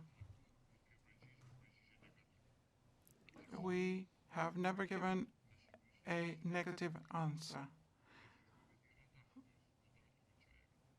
But the media could have decided for themselves, depending on the moderator. In any of the three press conferences, was any journalist refused permission to attend?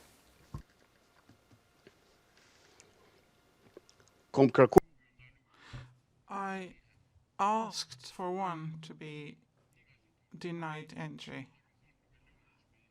I asked for journalists not to be allowed to come inside.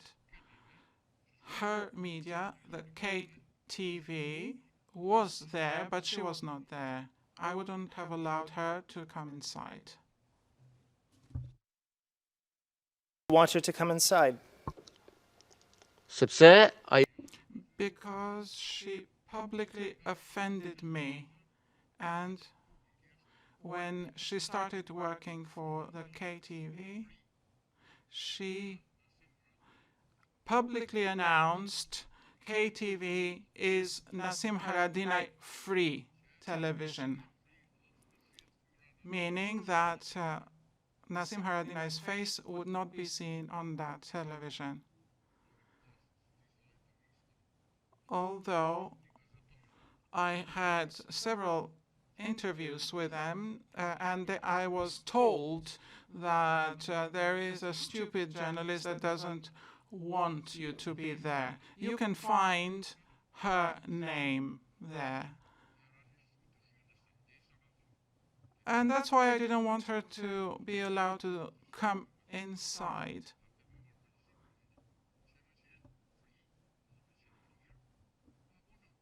And because she wanted something to be Haradinaj free, that was her wish. But I didn't prevent her media to come there. KTV was represented there. Had she come to represent that media, I wouldn't allow her, I wouldn't give an interview to her. Because that's what she wants. That's what I remember, and that's what I'll do in the future. I won't give an interview to her. Her brother came to me and apologized. It was her mistake. She was in the wrong because she prejudged me without knowing me. And she had told her brother, I just had this urge to write that thing. And her brother apologized. You have the name, she knows about this, and television, the outlet, know who she is.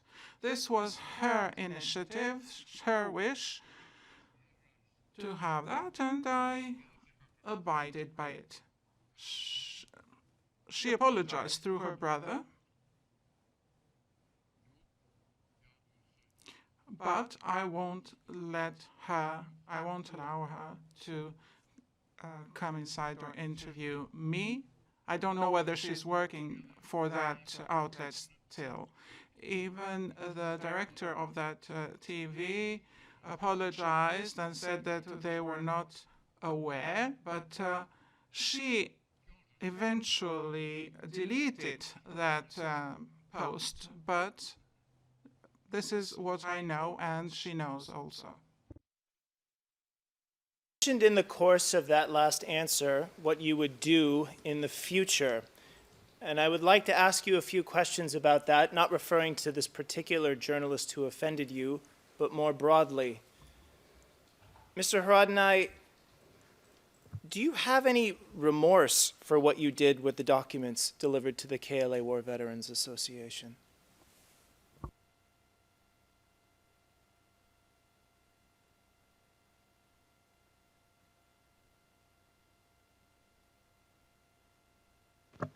About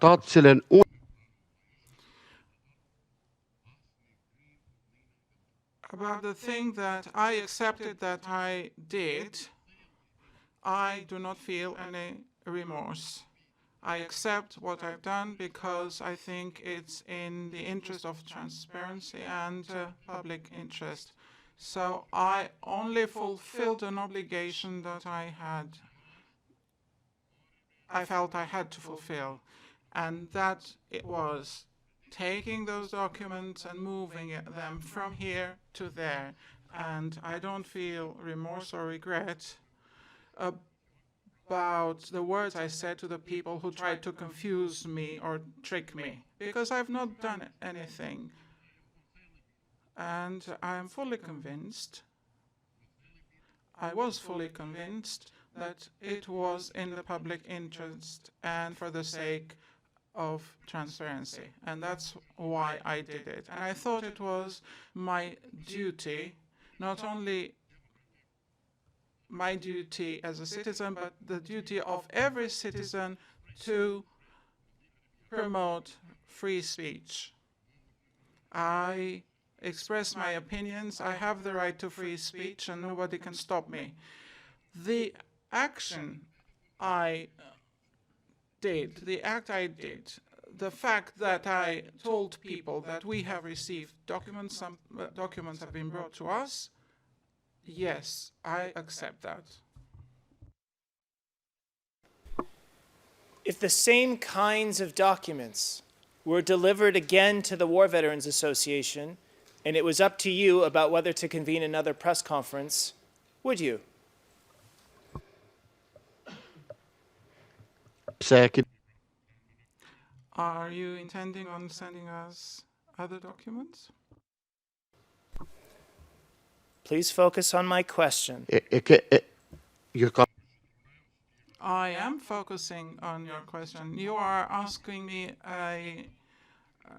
to speculate. What if?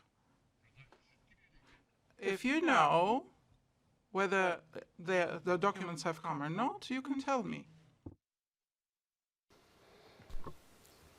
Why don't we play a video? This would be P35, and the timestamp would be 2444 to 2457. This part of the third press conference is public. It can be found at P35ETRED on page 13. The ERN is 08213601. The excerpt begins with, "If I was working in the media," and it ends with, "of the whole presidium."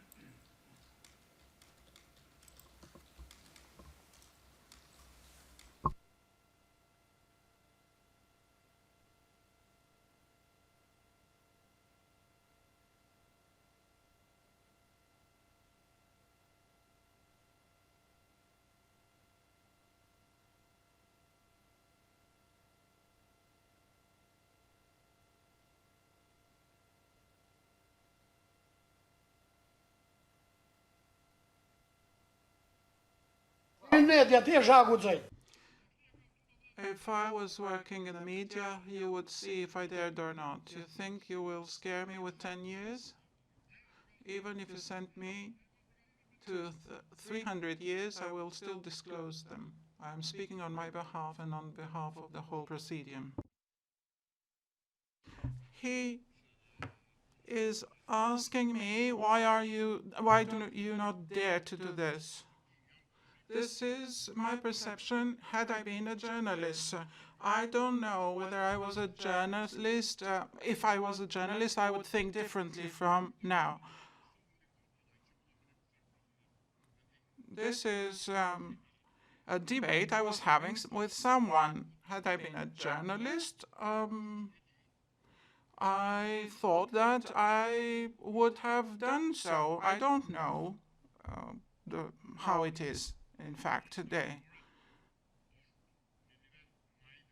I think that the journalists are of a higher level professionally to be able to select these documents. He was telling me to disclose them. Why don't you dare to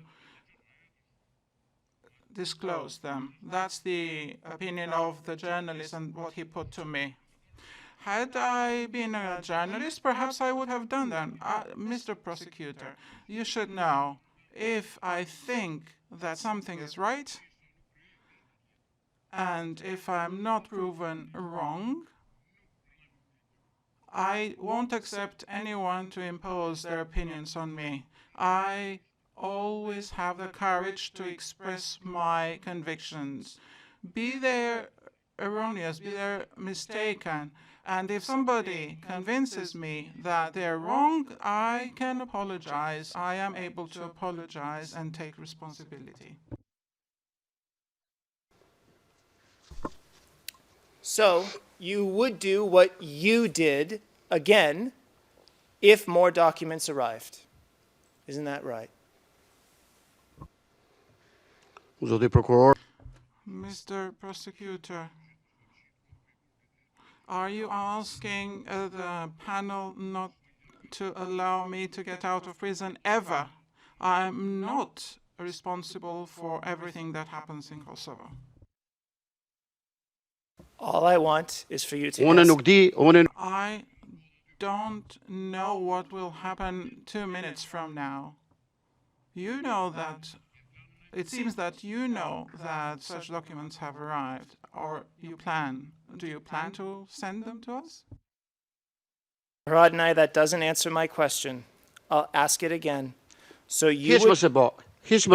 No, don't ask the question. If you bring them, I will act the same, because I am convinced that I acted rightly and I did it in the interest of informing the public and for the sake of transparency. I think that, I have that conviction, that it was appropriate. If you're asking me about this material, this has no value anymore. I don't know what interest would the public have in this material anymore. Even at that time, I didn't think of it as so tragic not to be transmitted, because all of these things were known 2, 3, 4 years before that. Yes, Mr. Cadman. I've resisted from jumping up, but I do object to this whole line of questioning. It's far too speculative. It's unfair to Mr. Haradinaj. He cannot be expected to answer such questions. Overruled. Go ahead. This is cross-examination. No further questions, Your Honor.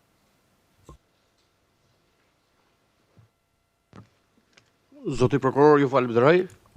you, Mr. Prosecutor.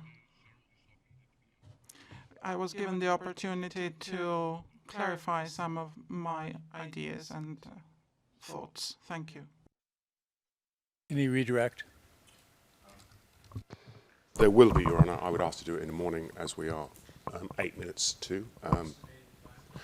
I would say 15, 20 minutes maximum. Will you have any other questions, Mr. Bowman? No, Your Honour. Okay. Your Honor, if that's all there is, I don't know if the chamber has questions, but you might be able to extend the session and finish it now. No, Your Honour. I'm requesting to do this in the morning. We will do it in the morning. And Mr. Haradinaj, we will see you tomorrow morning in the same place. We will reconvene at 9:30 tomorrow, as is usual. Please have Mr. Kolai, July, available for tomorrow as well. And just one clarification, Your Honour, before you leave. It was my understanding that we're not being asked to amend the statement, but to do an addendum with the changes to the statement as a separate filing, and then to refile both of them. I'm grateful. That was a yes with the microphone. I didn't have it on. Translators and Microphone. thank you to the translators and the audiovisual people and the court reporter and all of you. We will see you tomorrow. All rise.